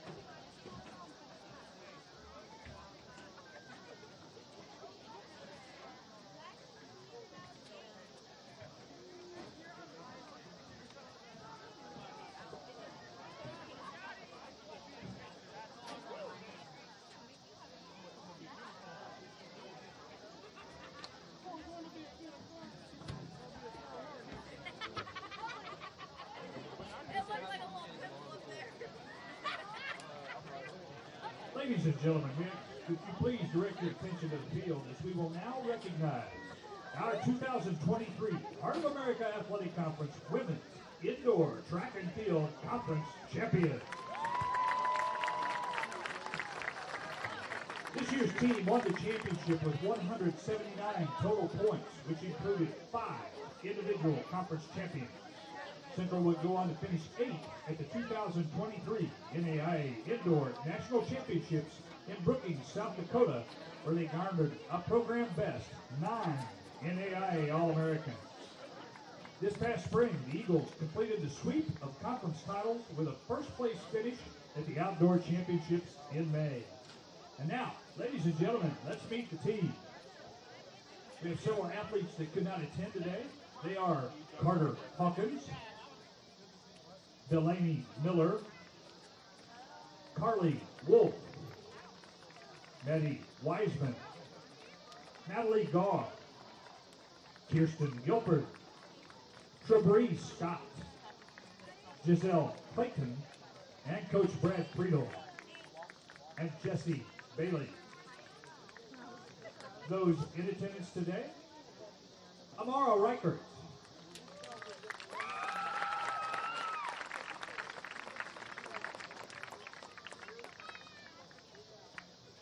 Kiara Ashley Cunningham.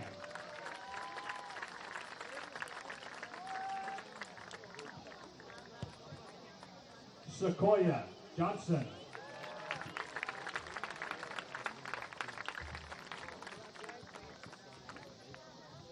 Sarah Johnson.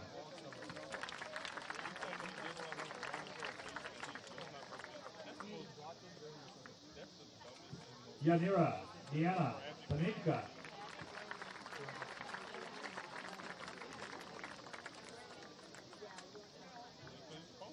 Emma Deanna Paninka.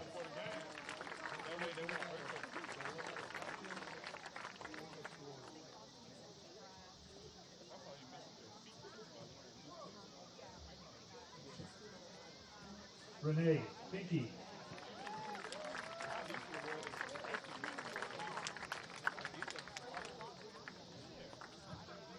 Bailey Beard.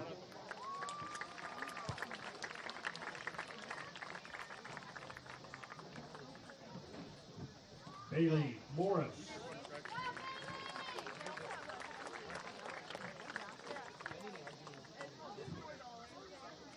Desiree Hood.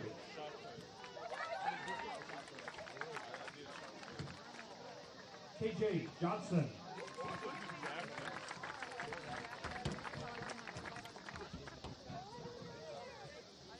Diana Montenegro.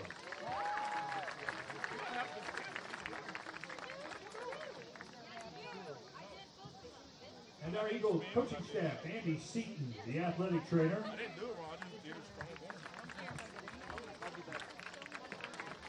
Taylor Bottomley. Kevin Riddle.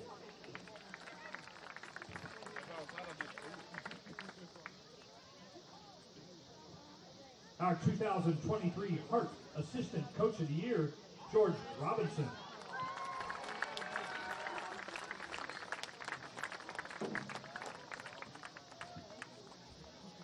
And leading the program, the three-time Hart Women's Indoor Coach of the Year, Kenny Anderson. Ladies and gentlemen, your 2023 Hart Women's Indoor Conference Championship team.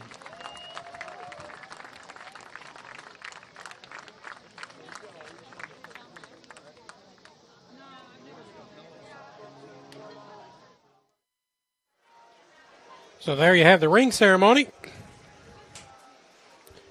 for the three-time defending Heart of America Indoor Women's Track and Field team. Let's take a look at some halftime stats.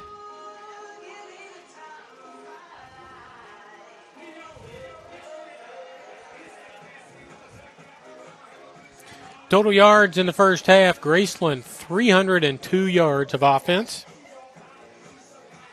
Central 56, 171 passing yards, 131 rushing yards for Graceland. Pretty balanced.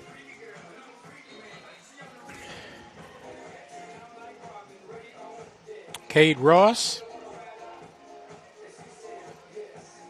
16 of 26 for 171 yards, no interceptions. And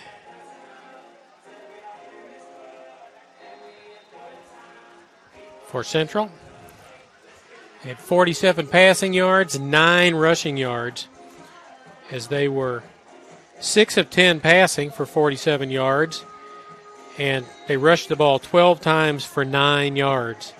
So that's their 47, 56 total yards. First downs, Graceland with 20, Central with 3. Turnovers, each side lost a fumble. Possession time, Graceland 18 minutes and 5 seconds. Central 11 minutes and 55, and quite frankly, I thought it would be worse than that, just because of how long Graceland seemed to have the ball in the first half. So quickly with the scoring. First quarter, 11:28 to go in the quarter. Cade Ross, a 11-yard touchdown run. Extra point was no good. Ross completed a pass for 11 yards to Gerald Monroe for a touchdown. Extra point good, making 13-0 at 5:45 first period. So the first quarter was 13-0 at the end of one. Second quarter, Ross, a 6-yard pass to Trey Blake for a touchdown at the 3:40 mark. Extra point good. And then with 2 seconds left in the half, Cade Ross to Gerald Monroe again for 29 yards on a tip pass that could have been intercepted, flipped up in the air right into Monroe's hands, and he went into the end zone. The kick was good. 27-0 is where we sit right now.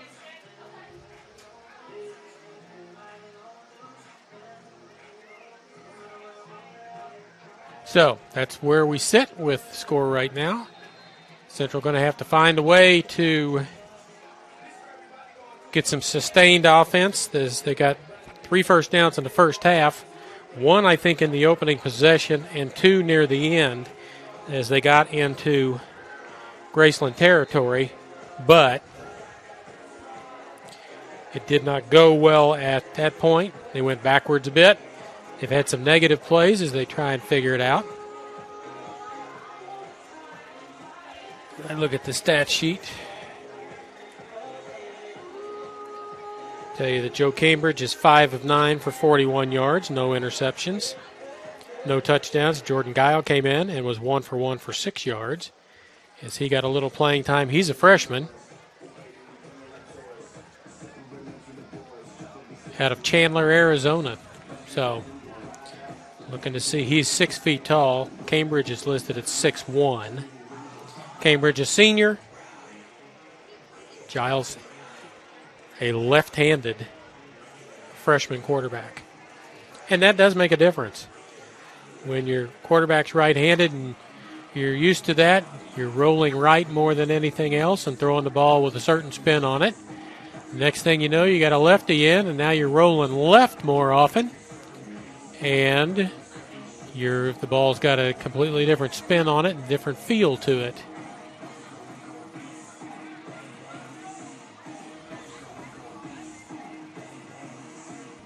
So we're just about set to go. We've got a minute and a half to go before the start of the second half. Eagles will get the ball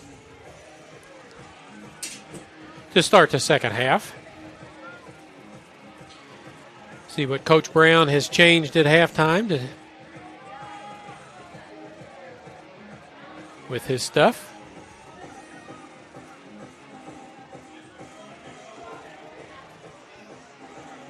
As we hopefully have fixed some of our problems. And if you've joined our broadcasts in the past, these early season home games are tough because it's hot. Press box is not air conditioned. Our equipment gets really hot and wants to shut down. It may get better now that it's starting to cool off at nighttime, but it gets our computer stuff gets too hot and just wants to shut down. But hopefully that's by the board now, and we'll be able to get through the rest of this without any more cameras going out or something else bad happening.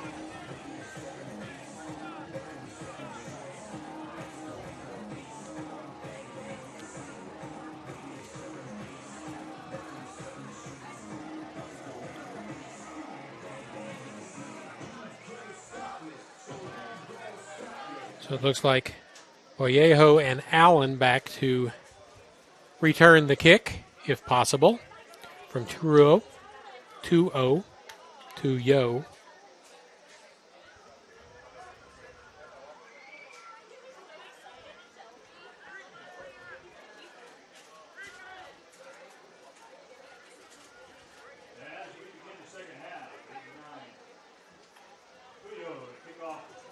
As soon as they get a football out there, we'll get a kickoff. Charlie, let's hope for the best. Second half. Well, got to get better. Yep, you're right. We went through a lot of these games last year with a 0 on the scoreboard, so it's going to take time. Yeah, that is true. That is true. The problem is you play in the Heart of America Conference, and there's nobody really bad in the Heart of America Conference. Exactly. So, there's the kick. This is Allen, yard deep in the end zone. Going to bring it out, makes the first man miss, makes the second man miss. And here comes a flag. Another one. Where's the stat sheet? I got it here in my hand. We're going to look at penalties. 7 for 45 yards against Graceland, 9 for 80 yards against Central, and this would be penalty number 10 for Central, because you got to figure it's blocking the back. Something similar. Yeah, this is true.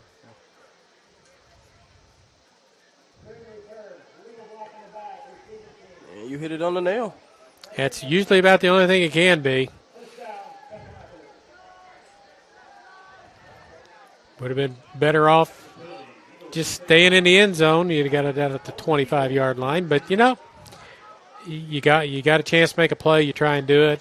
Penalty doesn't happen. You've got the ball out past the 25, and it's fine. But now you're back inside the 15. Just inside the 14.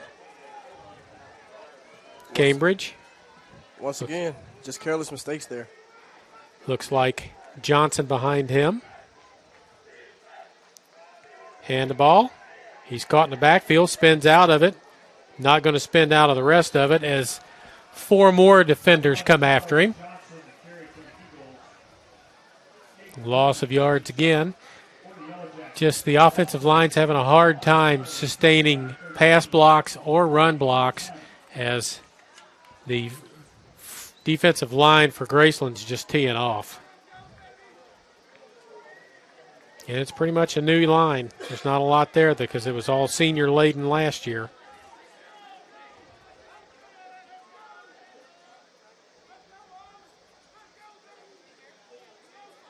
Back and forth. Cambridge.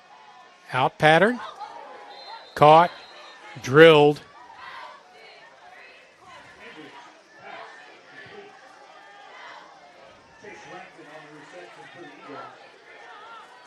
J.T. Brown with the stick there.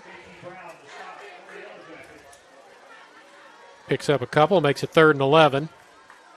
That was a pretty scary hit, too. It was a big hit, but hopped right up, got right back after it. Plenty of time on the clock. Is a little confusion about where everybody's supposed to be. Got 2 to the top, 2 to the bottom, 1 in the backfield. Cambridge now clock down to 7. Motion. Doesn't even have time to set his feet and throw. Pass is incomplete. Intended for Addison Abshire, freshman out of Cape Fair, Missouri. And that'll be 4th down now. And Evan Workman back in again to punt. Trey Blake. Sophomore from Columbia, South Carolina.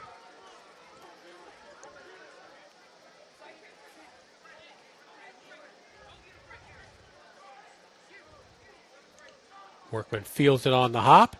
Gets it away. Nice high kick. Fair catch called for and taken at the 46-yard line by Blake. And that's where Graceland will start here in the second half.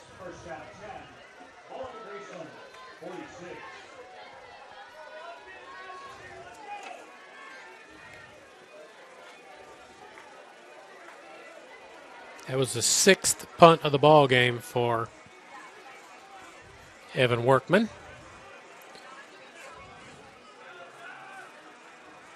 Cade Ross, quarterback. Adarius Thomas, the running back. 2 receivers right, 2 receivers left. Motion. Jet handoff, little pass, forward pass. Caught, down the sideline, and knocked out of bounds. Not going to lie, that was a pretty smooth handoff there. Well, it's a little forward pass, so if he doesn't catch it, it's an incomplete pass. Oh, okay. So that's why they do it like that, so it counts as a passing play, and that was Reggie Wilson who got it, took it down from the 46-yard line to the 24. 32-yard gain. Ross looks to the sideline, resets Thomas to the other side of him.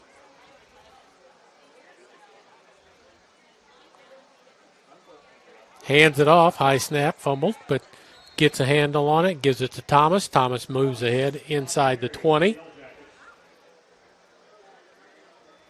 Gain of about 5 on the play.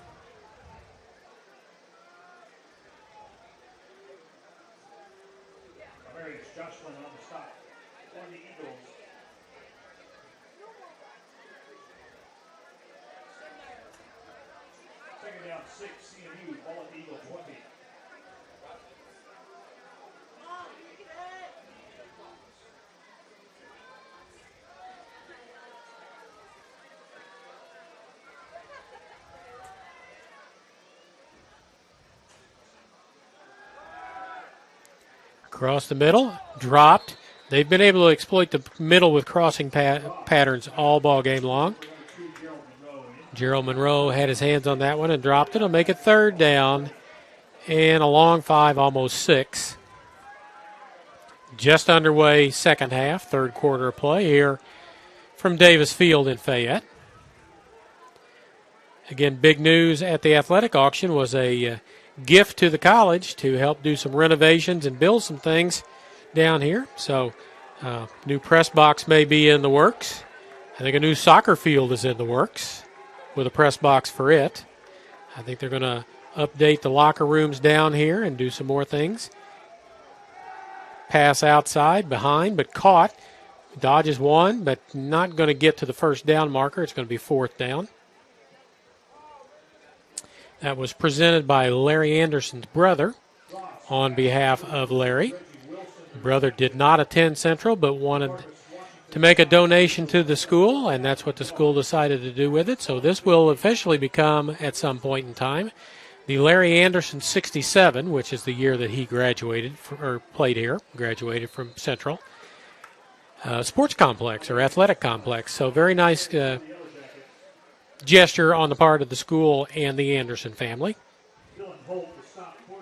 Thomas with the run, enough for the first down. From about the 15, 14, 13-yard line, they say.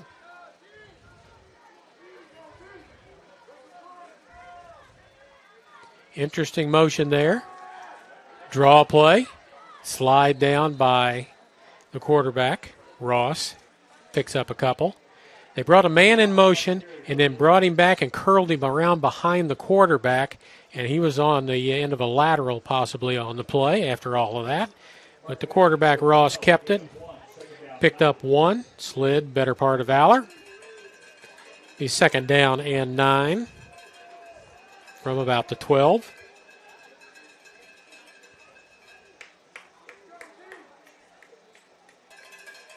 Central almost jumps. Ross looks to the sideline. Thomas resets to the right side. Back to pass. Ross across the middle. Fired in, and it is a touchdown. To Reggie Wilson. That's a 12-yard strike. And it makes it 33-0, pending the extra point coming. To Yo to kick that.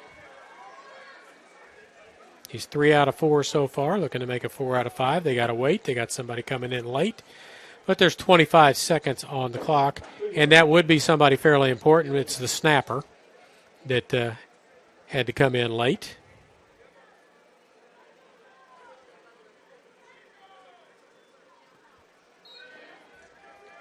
Kick is away, and it's good. 34-0.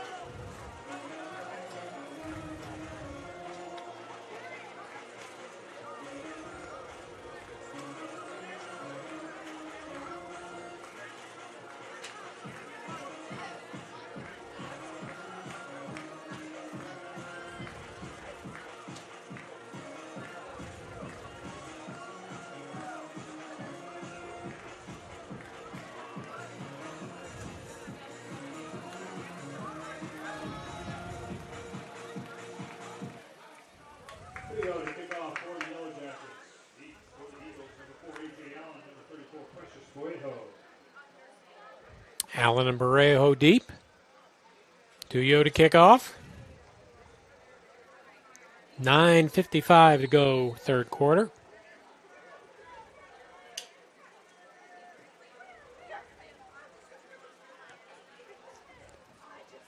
Allen calls fair catch. He's in the end zone. That'll come out. New rule. Call a fair catch on that. The ball comes out like it went into the end zone. So it'll be at the 25.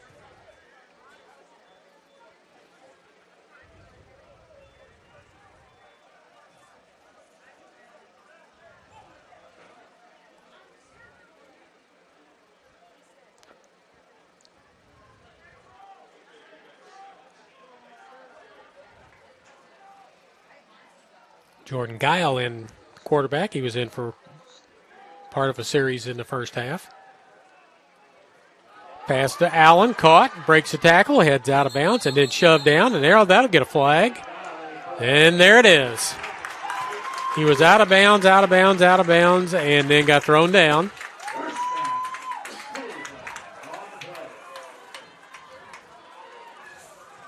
There you go. Once again, careless mistakes. This time, it's for a good cause. Yeah. So that's 36, and that would be Trey Jenkins, sophomore. Fans like it. 6 foot, 190, but it doesn't say there. 36, Jenkins, he's out of Topeka, Kansas.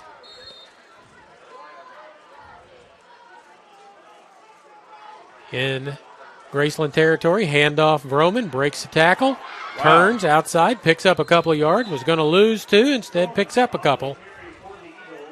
Picks up 2.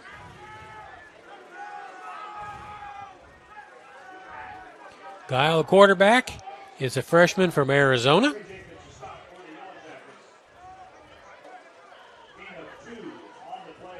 So instead of losing 2, they gain 2. Second down and 8.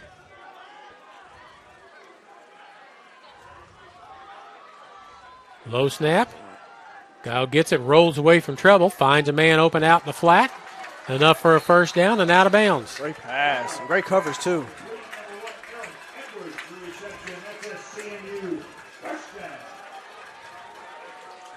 Aaron Edwards with the catch.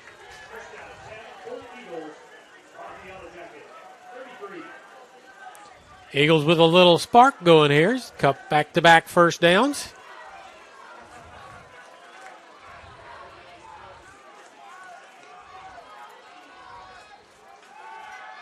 Throw it again. Allen with it in coverage down to the 25-yard line.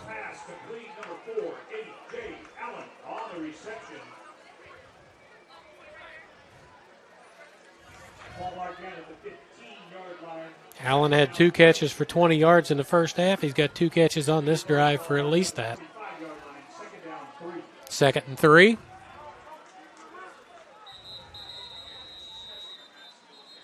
And we got a Graceland player going off the field. Injury. Number 99, John Mitchell, senior out of Chicago.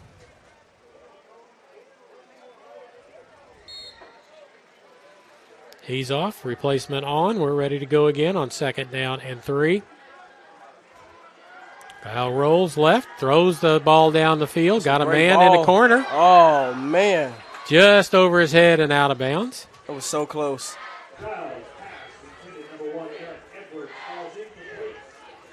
That would have caused great energy in the stands because we really need it.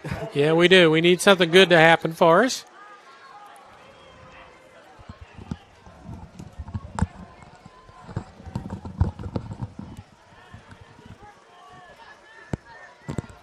So third down now and about 3.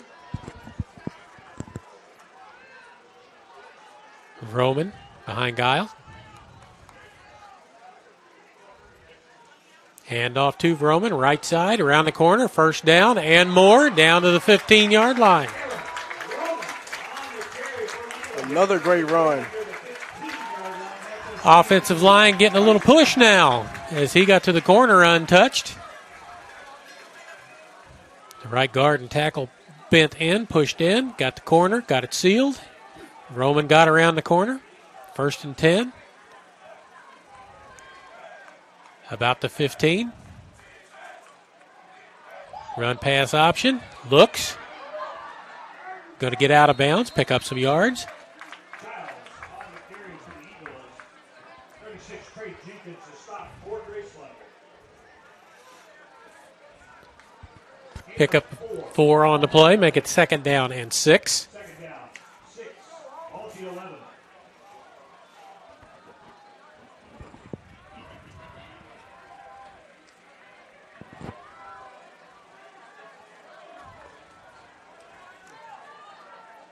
Roman sets left now. Gets the handoff, gets the corner again, gets down to around the 5, maybe inside the 5 and out of bounds. On the carry for the Eagles. He's inside the 5-yard line. It'll be 1st and goal for the Eagles. Their first real scoring opportunity of the evening. There's that energy we were talking about, Charlie. Yep, crowd getting into it a little bit. Players with a little spark. Call it the Graceland 4. At the 4, set 1st and goal from the 4-yard line. Nothing silly here.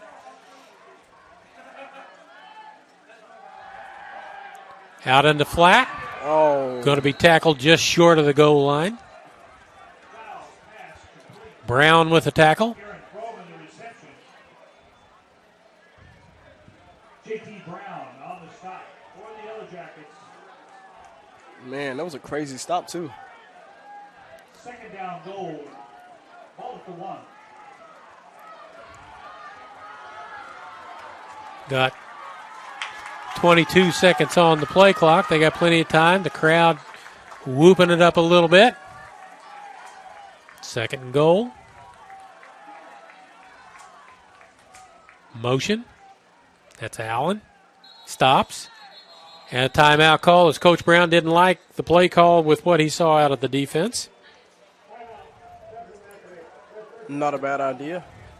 Nope, don't make a mistake down here. You got a chance to get on the board. That's the first time out of the second half call by Central.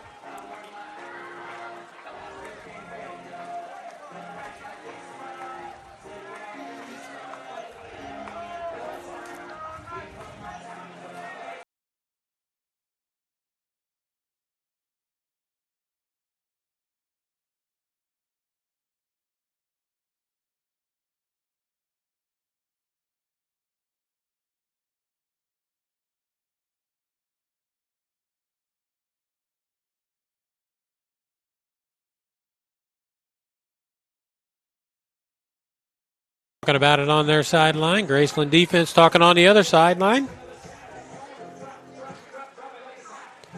Offense back out for the Eagles. That is play resumed. Second down goal for the Eagles. All at the 1. Roman in the backfield, right behind Dial's the quarterback. So you can get this touchdown. Motion comes. Trying to run it in with Roman, but he doesn't make it in on this play, so it'll be 3rd and goal.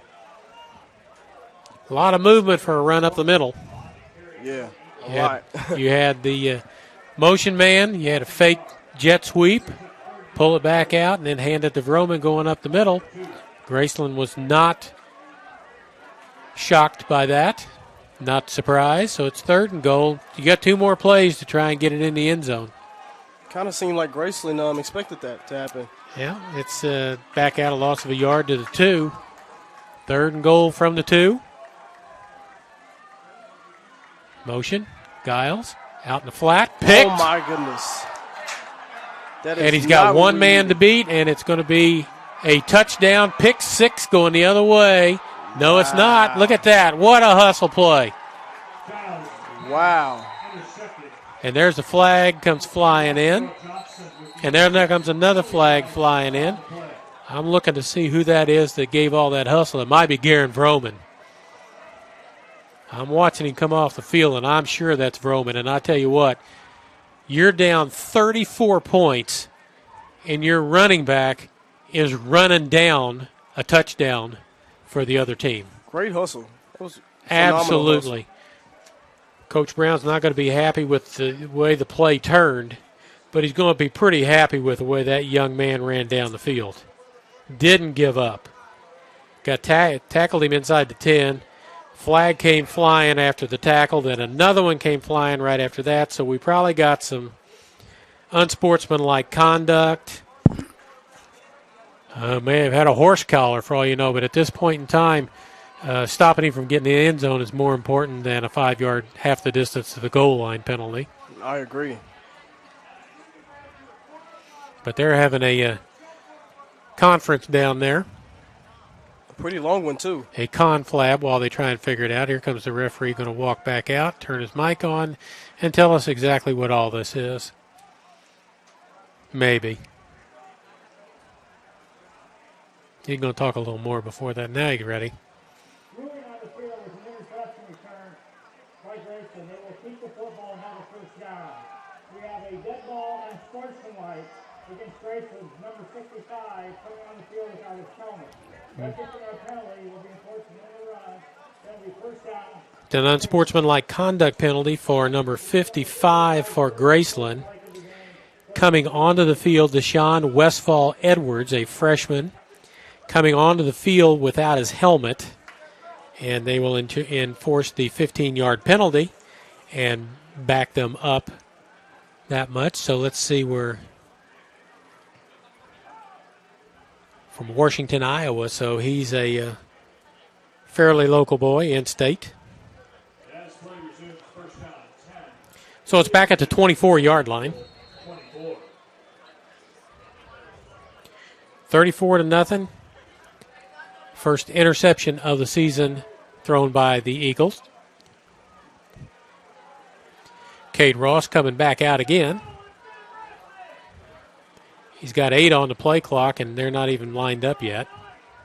4, 3, 2, 1. And delay a game. Unless somebody called timeout. It was at 0 before the whistles blew. Delay a game. And Coach Ross on the other side wants to know how that's a delay a game, but clock started at 40 and it ran down and you didn't snap the ball. So it's 1st and 15 now from the 29. Forward pass in the backfield. There's a penalty in the backfield as well. No gain on the play. And we've got people flying all over the place. Literally. Reggie Wilson with the ball carry. And we've got a flag behind the play, which is probably a hold.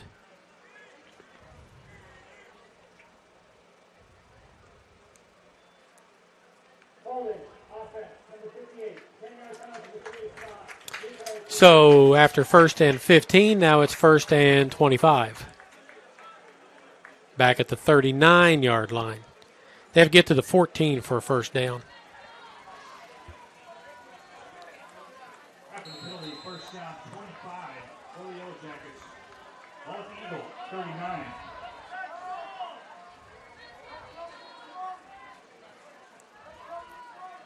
39. Motion. Ross fakes away a defender, gets away from another one, and gets out of bounds. Almost tackled for a sack in the backfield and almost tackled on the rollout.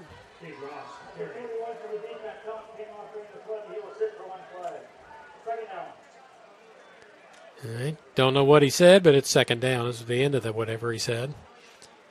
Worst explanation I've ever heard from an official came last year when he threw a flag. The referee threw the flag, and then he picked it up and waved it off, saying that the holding call was not a holding call because the holding occurred behind the play when it was the play was already past it.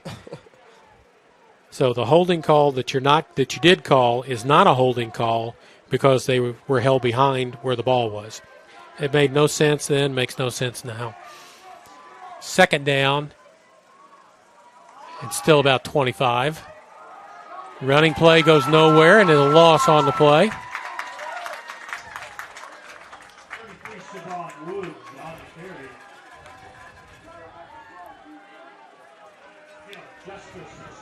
Caleb Justice on the stop. Loss of 2 on the play, third down 27. Ball at the Sabron Woods was the ball carrier. He's still in the lineup. It's third down and 27 now.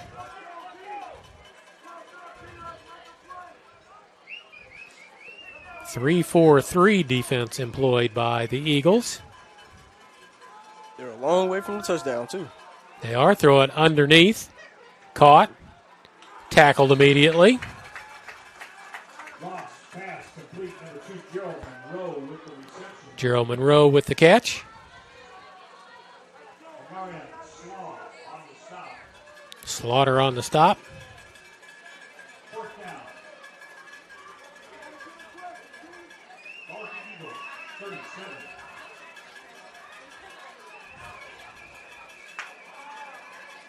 Fourth down and 27, and they're going to go for it.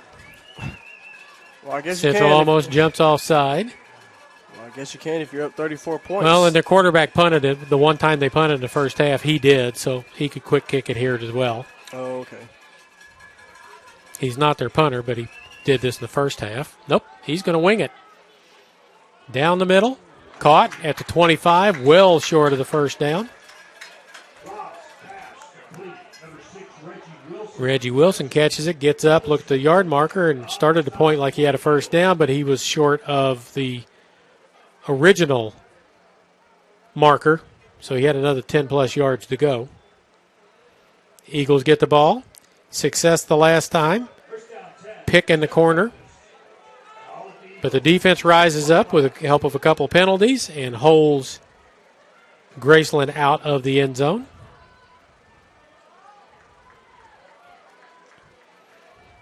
It looks like Cambridge back into quarterback.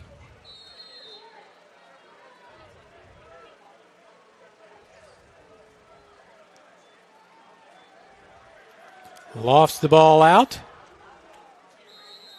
Incomplete. Cambridge. Pass intended for number 1, Aaron Edwards. Incomplete. Second down 10. Aaron Edwards, the Ball at the Eagles. intended receiver, but he threw that ball, just flicked it downfield about 40 yards. Just flicked it. Yep. Didn't load up, just kind of threw it out there with some air under it. Try to get Edwards to run under it. Running play, not going to go anywhere. Nope, quarterback kept it, and he got tackled further back than the running back would have. So the pass-run option has not worked well at all.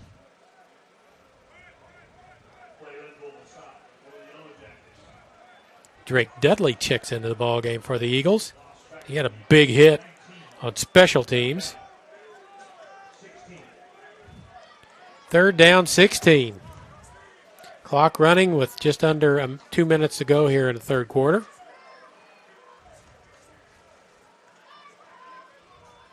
Low snap.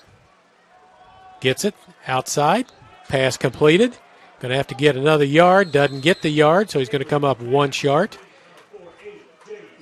A.J. Allen with it. 9, 10, 11-yard gain, but it's 1 yard short. What do you got to lose, Coach? Exactly. You're down 34-0, and here comes the punt team. Gain of 15 on the play. Fourth down 1 for the Eagles. Ball at the 34. Fan in the stands just yelled, "You got nothing to lose." I mean, they're not lying. They're not lying. They're not lying, and we're not trying it. Okay, Charlie, you got some bars, huh? I got a lot of smart stuff in me that just don't want to come out. Workman gets the punt away. No fair catch call. That hurt a while ago, but it doesn't hurt this time. Tripped up.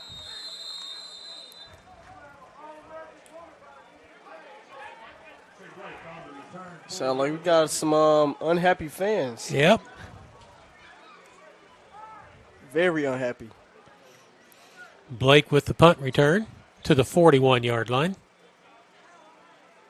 See if the defense can put together another stop with 45. Eagles first down 10. Graceland. Ball at the Yellow Jacket. 41. Starters still on the field for Graceland.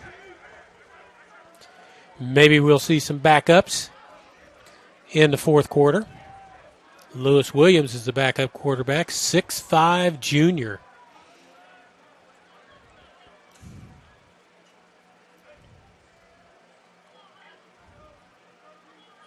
Well, that's what it says on the two deep sheet, but I don't see him on the roster. Forward pass. It's back to the line of scrimmage. We've got a fan down here that wants a yellow flag so he can throw it for a holding. Monroe with the carry, or with the catch, as it was a forward flip. Doesn't gain anything, 2nd and 10. Sounds like this fan has a lot of frustration he's dealing with. He's been pretty vocal. He's been involved in the ball game quite a bit. He's sitting in the very first row, closest to the field, so he's got a good look at it. Oh, yeah. I mean, and his voice is carrying pretty well.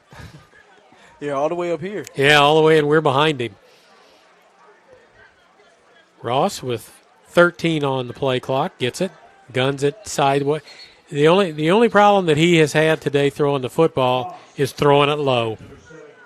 That's at the feet, bounces before it gets to the receiver, and now it's 3rd and 10 with 5.4 to go.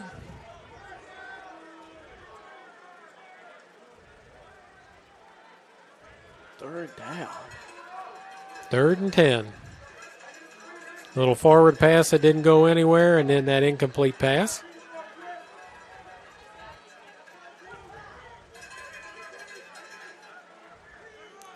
Ross looks at the defense.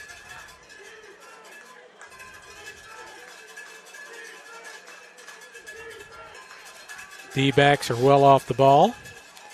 There's a flag. There's a hole behind the play, so this won't count unless it's intercepted. And it is intercepted.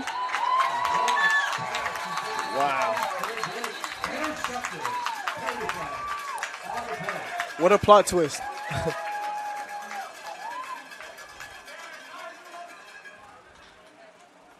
Nigel Vaughn with that, and I think it's going to stand because I think it's a holding penalty behind the line, as the offensive lineman had a defensive lineman, got him to the ground, and then was laying on top of him and kind of rolling around on him. So I think that's going to be classified as a hold. To me, it sounds more like unsportsmanlike conduct. Well, maybe they've seen each other in the past as in wrestling or something. I don't know, but maybe we're going to have a conversation about it.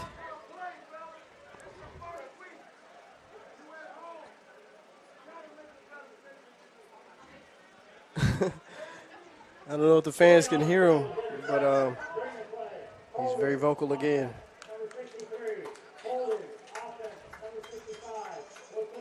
Two holding calls on it. Neither one matter, and the ball is intercepted. And the first interception of the season by the Eagles. So Nigel Vaughn gets his first, and that was a nice play to get a foot down in bounds. As Trey Blake's over there pleading his case with the side official, I think he was the intended receiver, and he doesn't believe there's any way that Nigel Vaughn got his foot down on that play. But now they're going to walk it all the way back here. Oh, it's the end of the quarter. That's why they're doing that. Yeah, I thought now they're going to pick it up and say, you didn't catch it? I don't think so. So it's the end of the third quarter, 34-0 is the score. Eagles will have the ball looking like it's around the 22-yard line. We'll see which quarterback comes out for this series of downs. A couple years ago, Central had this same issue with two brand-new quarterbacks. They couldn't decide which one to start to play the first ball game, so they gave playing time to both quarterbacks, and it just kind of confused the whole situation because you couldn't get used to the cadence in the backfield and the way the ball was being thrown. So Coach Brown's just trying to figure out who his one quarterback is, and he'll go with him as soon as he figures out which one that is. And the other will become a backup and be ready to play at any point in time.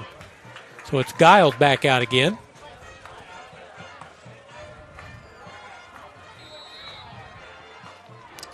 Jordan, the 6-foot, 190-pound freshman. Last time we had a freshman quarterback, we went 11-3 on the season.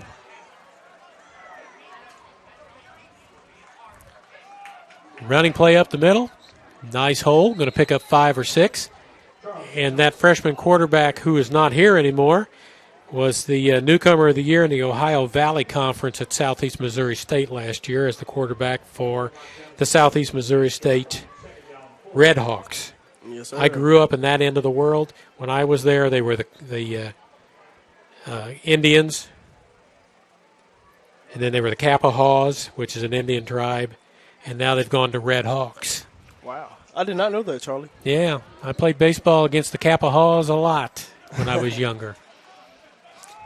Running up the middle, cuts it outside, got yardage, out of bounds, hit, and we're going to get another flag. Yep, we're going to get another flag, and that one's going to go against Graceland as well. Matthew Hall, sophomore from Palm Bay, Florida, a little overly aggressive after the ball was out of bounds. So it's out of bounds about the 43-yard line, so we'll go down to about the 42 on the other end with a personal foul. Charlie, to me it seems like at this point they're not even playing football anymore. They're playing more like wrestling. Well, the thing right now with Graceland is everybody's trying to make an impression. You may have some newer players out on defense, and they're trying to show that they can play hard and get things done. And youthful enthusiasm sometimes is a bad thing. Youthful enthusiasm. I haven't heard that one. I'll start using that. Feel free. No charge. I appreciate you. No problem.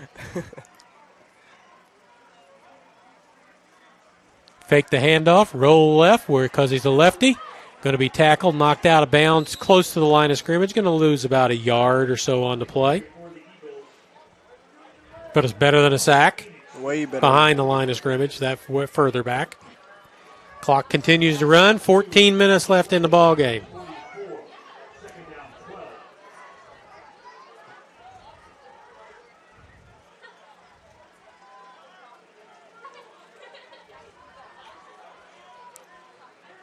Tight end. Back steps up to the left. Motion. One to the right. Hand off. Round the corner. They've gotten the corner a lot in this second half running the football. They only had 9 yards at halftime. That run picks up 11 or 12. That was a great run. Also. Yep. The left side of the offensive line got their defenders turned and pinched and pushed back in and got the corner.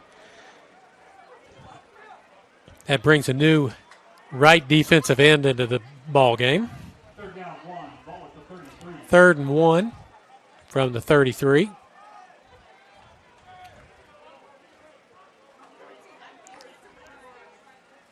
Let's see if we can get on the board. Handoff. Good second effort, going to get it.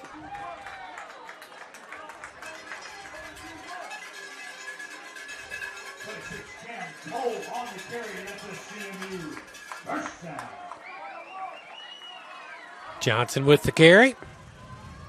Doing a nice job. Nice 1-2 punch. Roman gets the corner and goes. Johnson's been able to get the corner a couple of times. He's behind quarterback here. Low snap, down around his feet, picks it up, looks. Running around now for his life. Just going to throw it toward the end zone. No flag, as it could have been face guarding on the defense. Aaron Edwards, the intended receiver. Ball needed to be about 2 feet higher up, and it would have been a touchdown as the defender got there, got his hands up with his back turned toward the quarterback and made the play.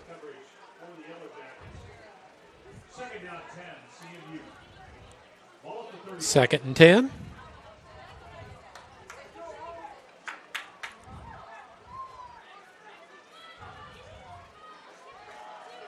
Trying to get the corner again. New defensive end does not contain, and a pickup of a couple of yards on the play.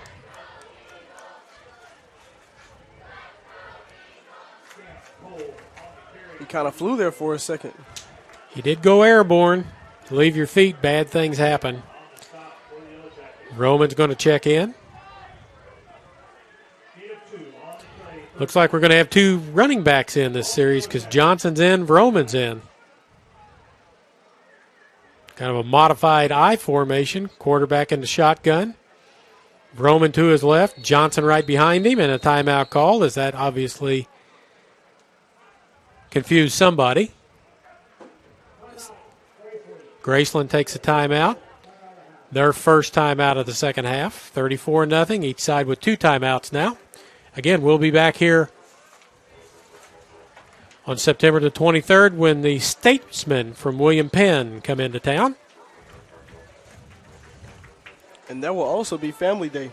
Family Day. Your family going to come up? Oh, most definitely. Yes, sir. I haven't seen my family in a while. 2 weeks? No.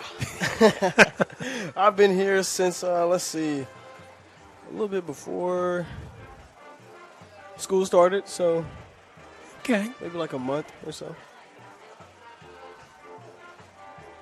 So again, Jay Sean, where are you from? Memphis, Tennessee. I knew you were from Memphis, but you sent me something with an address of Arkansas in it, and I go, I don't know where that's. His family moved while he was in college and didn't tell him, or? No, I'm from Memphis, but we actually live right across the bridge, which is Marion, Arkansas. There you go. Yes, sir. Jay Sean graduated last year with a degree in what, Jay Sean? Communication, specifically sports communications. There you go. And he's back as a graduate assistant and helping me out again this year. He did a lot for me last year, and he's doing some more this year. Oh, too bad. Stumbles and falls down to Skiles for a loss on the play. He was trying to go forward, and he just got tangled up and fell because he had a little room to run that would have made this a much more manageable play. So we're going to try a field goal. We're going to line up for a 53-yard field goal by Oscar Simon. I think we kicked about 2 field goals last year altogether, and nothing of this distance. So we'll see if they might just snap it directly to him, and he might punt it. But this is a 53-yard field goal attempt. If he makes this has to go on SportsCenter. He got it away, and it's got distance.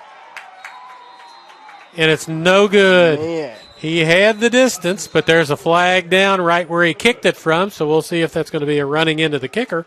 If it is, it's 5 yards, and he can try again. I feel like if he tries it again, he should have it. He should make it. Yep, running into the kicker, 5-yard penalty, and no repeat 4th down, so he can move up 5. He had the distance. Saw a high school game last Friday night, Jay Sean, that a high school kicker hit a 57-yarder. You are not serious right now. I am serious, and I got a story about a kid from Sedalia that has made the New Orleans Saints as a kicker.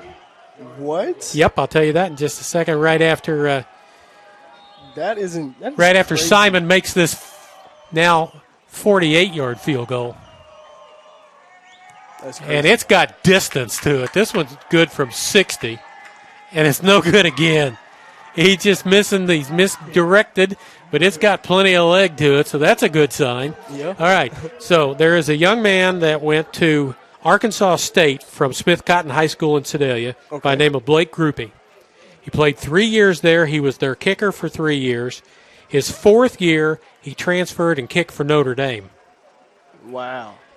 He was picked up by the Saints, and he beat out Will Lutz, who's their longtime kicker, and they ended up trading Lutz to Denver, and Blake Groupie, all 5'6", 156 pounds of him, is now the place kicker for the New Orleans Saints. Congratulations to him. Yeah, he's going to make a little money for Mommy and Daddy now. Run up the middle, doesn't go anywhere. Defense stout, stops it. That's great, though. That's great. And I think he had a 50-yarder in an exhibition in a preseason game. Groupie did. Gain of a yard on the play, 2nd down 9. New quarterback in, and this is number 9, Lewis Williams, junior from Norcross, Georgia. He's going to throw it. He does. Makes the catch down the field. That's number 13, Alex Beard.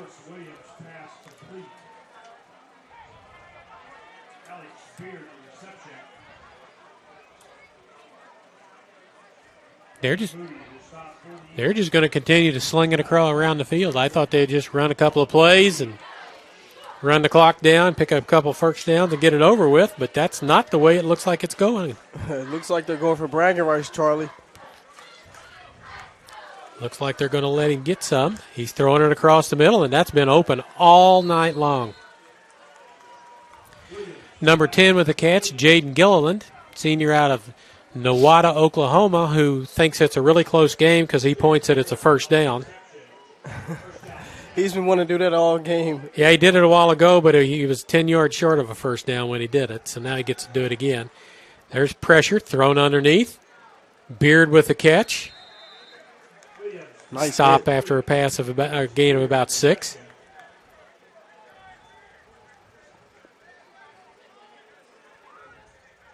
On the stop for the Eagles, second down 4, off the 35.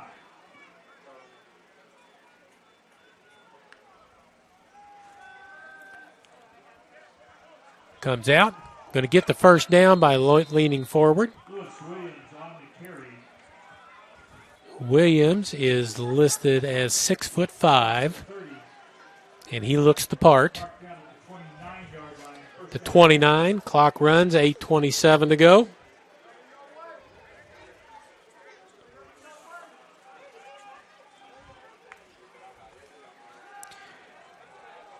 Pass out in the flat. Back shoulder throw, caught by number 84, Jake Mowell. Redshirt freshman out of Brooklyn, Iowa. It'll be first and goal. Just inside the 10-yard line, so it's almost a full 10 to get a touchdown. Ball at the Eagle, 9-yard line.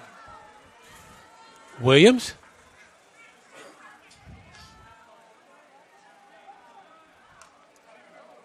Hands off, get down to about the 5. Sebron Woods on the carry. Sebron Woods makes it second down goal. Second down goal. Ball at the 5. See if the defense has a little pride, wants to rise up and stop the backups from Graceland from scoring.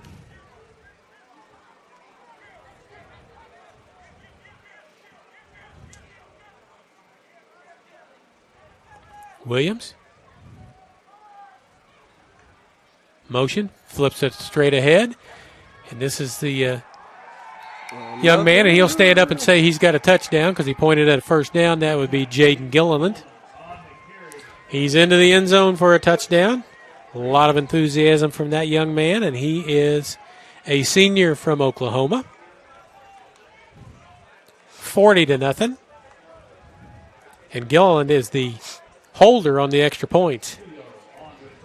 So his heart's racing with the touchdown, and now he's got to take a knee down, catch the snap, put it down for Tuyo. They're short a player, but they still have 20 seconds on the play clock.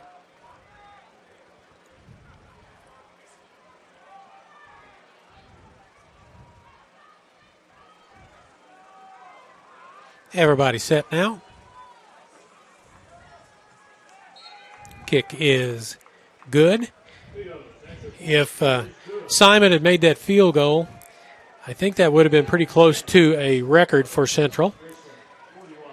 Young man that I had in the booth with me last year for a ball game, Greg Hessian, was an All-American kicker here, and he probably holds the record. He and Mike Nichols. Mike Nichols was the punter. Greg Hessian was the place kicker. They were both All-Americans in the same year. Wow. Which I don't know if that means the offense wasn't very good that year and he had to punt a lot and there were lots of field goal attempts, or the offense was really good and there were lots of extra points and the punter didn't have to punt much, but when he did really well. I don't know. We'll have to ask. I'll ask Greg Hessian and Mike Nichols. I'll try and get those guys back in the booth again this year. I'll try and get Greg Hessian back. Yeah, that would be nice. That would be nice. Yeah, it's really nice. We did that last year, had some of the former players here at Central. Eric Trell's come in and a few others. Got Gene Williams is going to come in and sit in on homecoming. He's recently been elected to the Hairston Hall of Fame as a member. Congratulations to him. Well, yeah, and another thing is he was on the 1970s All-Decade Baseball team as well as a pitcher. So he was the two? He was a two-sport guy. There were a lot of those. Everybody on the baseball team, because that's when I played, there were about 3 of us that didn't play more than one sport. Everybody else played multiple sports. Bill Langford, who could get into the Hall of Fame one of these days, was a running back place kicker on the football team, guard on the basketball team, and center fielder on the baseball team, and he pitched. Yeah, he deserves to be on the Hall of Fame. Well, that's the criteria is multiple sports and some accolades, and I think Bill Langford has those qualifications, as does several others. I'm just going to talk about people that I know personally. Dave Stoll played baseball here at Central. He was a linebacker on the football team, and outfielder on the baseball team, hit the Grand Slam home run that won Central their first conference championship in the Heart. A 2-out Grand Slam in the bottom of the 9th to win by 1. By 1 point. Yeah, by 1 run. 6-5 or 7-6. Cambridge with a keeper across the 30-yard line. But we try and get some of those guys in. Eric Trells was here. He went to the Hall of Fame a couple of years ago. Gene Williams is going in as a wide receiver. Steve Lujan, All-American tight end here in the late 70s. He's in there. He was in the booth with us last year as well. So we're looking to do that. If you've got an interest in doing that, just let me know. Let somebody at Central know that you're going to be in town on a weekend. You'd like to come up and sit and do a quarter, a half, or a ball game with us. We'd love to have you and talk about your time at Central. 6:33 and counting. Cambridge keeps it. Ball fake pump. He's got the outside. He's got the corner turned, and he's going to get out of bounds. Did a nice pump fake that got the defender to bite on it.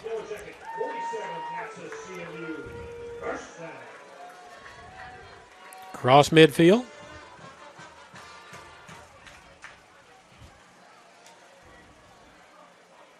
Got a couple of the backup quarterbacks, Gavin Watts and Alvaro Ortega Morales, signaling the plays. Also on the roster as a quarterback is Ben Wells from here in Fayette.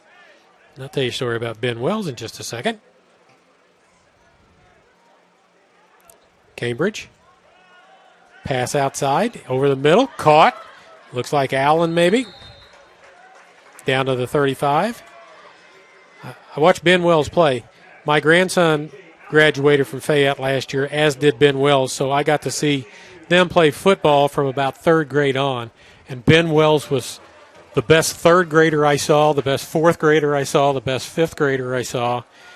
He was a running back, and nobody ever tackled him. He ran for 4 or 5 touchdowns a ball game. Then he was a quarterback his last couple of years in high school and did a real fine job. So there's a running play up the middle and nice inside the 25-yard line. Sounds like he was some type of athlete. Cam Cole, junior from St. Louis, with that nice run. Yeah, Ben Wells. So Central's got some local athletes. Garen Vroman, Ben Wells. My grandson is Hayden Kelly. He's 6'3" and about 230, and he's thinking he ought to play football. He's here to play baseball. Cambridge across the middle behind the receiver, but he stops and catches it and gets inside the 5-yard line. I'm not going to talk much this time. I don't want to jinx anything, Charlie. Drake Dudley with the catch. Take a little better care of the football and see if you can punch it in and get something positive to finish out this ball game. 1st and goal at the 5. Johnson in the backfield. Fullback in front of him. Fullback leads it. Johnson around the corner, into the corner of the end zone, and he's in for the touchdown. Oh, that's Cam Cole, 26, for the touchdown. I apologize to Cam. Out of St. Louis. Wonder what high school he is from in the St. Louis area, because I work for a company called Prepcast, and we do a lot of ball games in St. Louis. So I'd wonder which high school he might be from. It doesn't list his high school, just the hometown. Oscar Simon to try the extra point. Junior. Colleyville, Texas. And he's got this one. He missed 2 long field goal attempts, but not because they were short. And that one is drilled, and Eagles are on the board, 41-7. So you got something to feel good about. And I don't care if Graceland wants to say that was our second string defense. That's okay. I'm okay with scoring. Exactly. A score is a score. We're on the board. So Simon will come out and kick off. See if he's got that strong leg to get it in the end zone.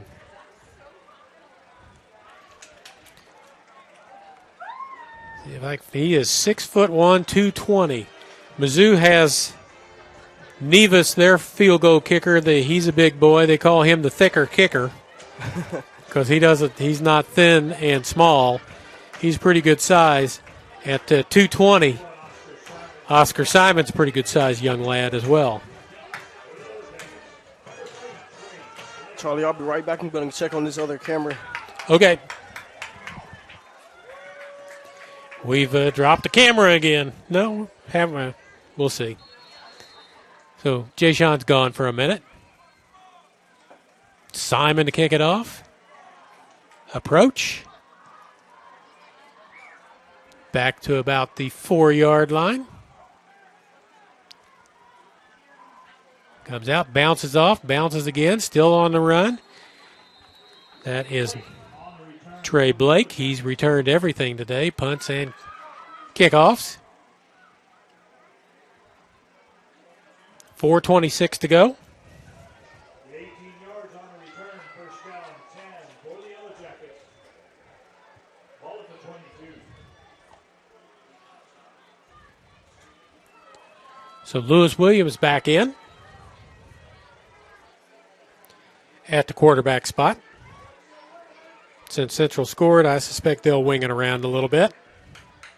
Hand off up the middle. Cuts it outside. Pursuit coming on him. Nice block on the outside, but run out of bounds. That's Jamon McGlory, junior from Riverside, California. Picks up 6. Clock restarts. 4:14 and counting. Gain of 6 on the play, second down 4. Ball at the 28.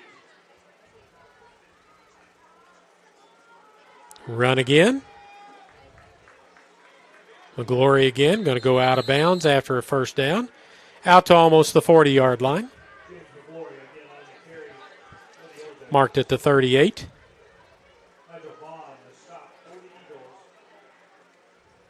First down 10, Graceland. Ball at the 39. Pass out in the flat, complete. Drug down. Isaiah Rivers Rodriguez. Second down and 6 after a gain of 4. Osborne on the stop. Gain of 4 on the play. Second down 6. Ball at the 43. Sincere Hall Osborne with the tackle. Going to throw it out in the flat. Going to pick up a few yards. Knocked out of bounds.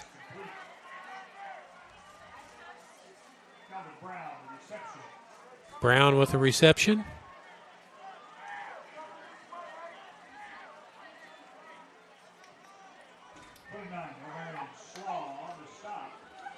O'Marion Slaw.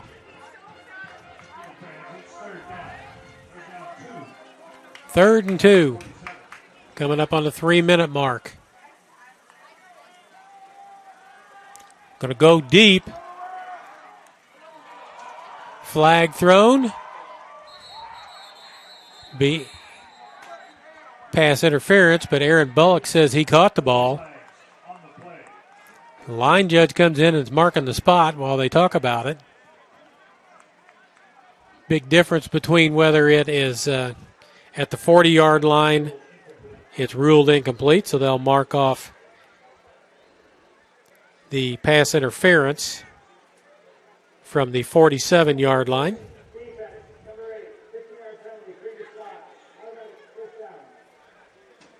And that's a 15-yard penalty, so that'll take it to the 38-yard line. 2:53 to go. First down 10, Graceland. Ball at the Eagle, 38. Just didn't get turned around to look at it soon enough. Out in the flat again. D-backs are well off the line of scrimmage, and they're just taking their 5, 6, 7 yards every chance. Whenever they want to pick up some yardage, that's what they do. They just take a step downfield, stop, quarterback throws them the ball, and then they get to run until they're stopped by the D-back. That's a pickup of 8.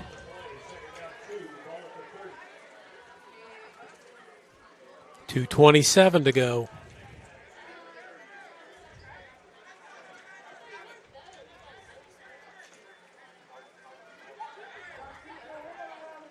.16 on the play clock.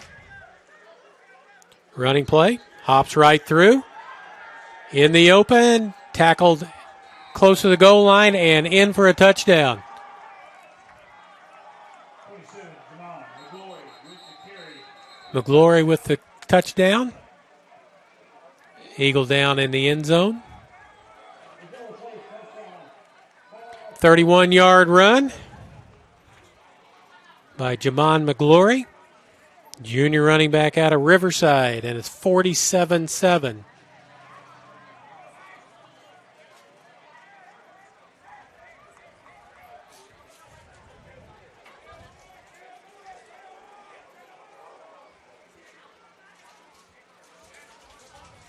Tuyo in to try the extra point.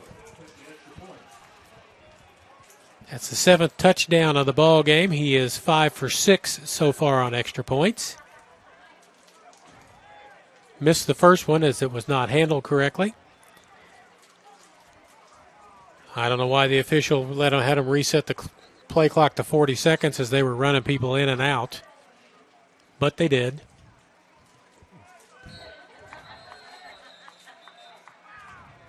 Leo's extra point is good. 207.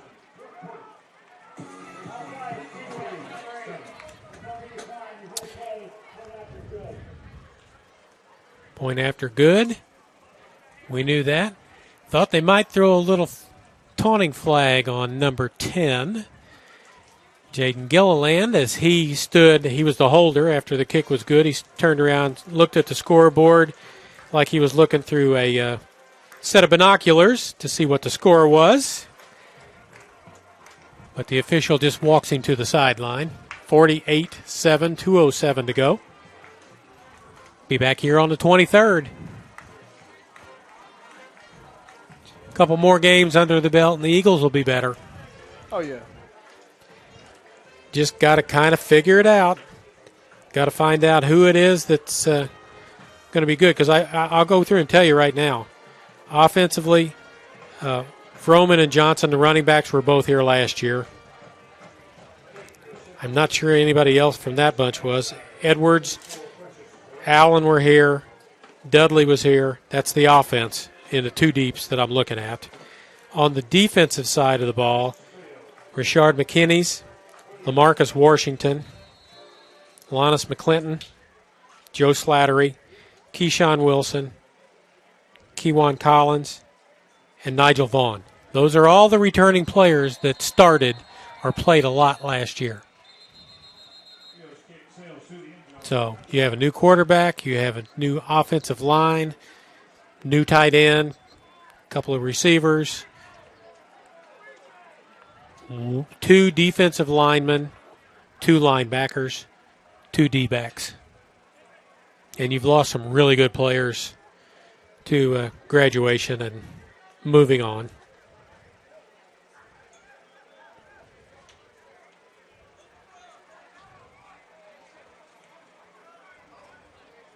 So Jordan Guile back in. 2:07.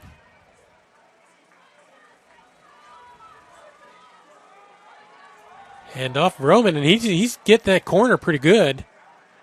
Still going and picks up about 8 yards or so. Pretty good run by Roman. Yep, he is, let me see, 5'11", 195 pounds. And he's got wheels. We saw that on him running down the interception before the touchdown, before he could score. Oh, yeah. Because he ran down a D-back who had a head start. Yeah, he did. He had a running start. 2nd down, 2. Roman again up the middle this time. Pushes the pile forward to a 1st down. Picks up 3. Roman on the carry for the Eagles. He's across the 35, near the 36. That's good enough for a CMU. First down. Clock runs with 1:18.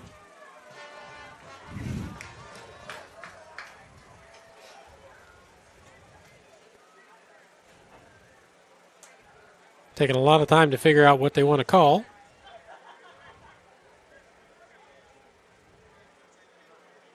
$18 on the play clock. 57 on the game clock.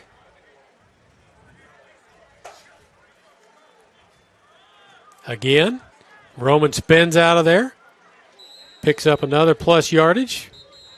3 or 4, and I think we've got a timeout called. Oh, we got a player lost a helmet, so he's got to leave.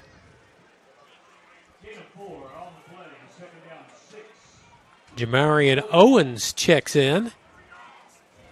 See if I can find him on the depth chart somewhere. I do. 6'1", 300-pound redshirt freshman checks into the lineup. Giles keeps it on the run pass. Gets a block downfield. And gets out of bounds. As Aaron Edwards with a good block. Out of bounds, 22 seconds to go.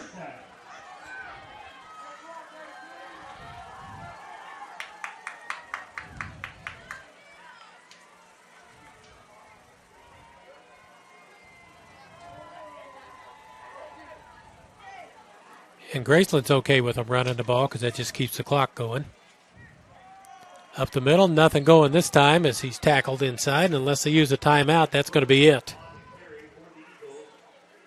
Doesn't look like anybody's inclined to call a timeout.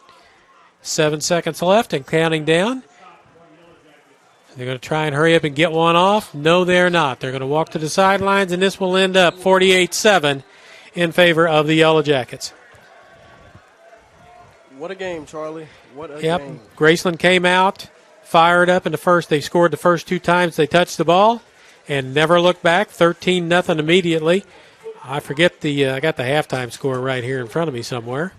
I think it was 27-0 at the half. Mm-hmm.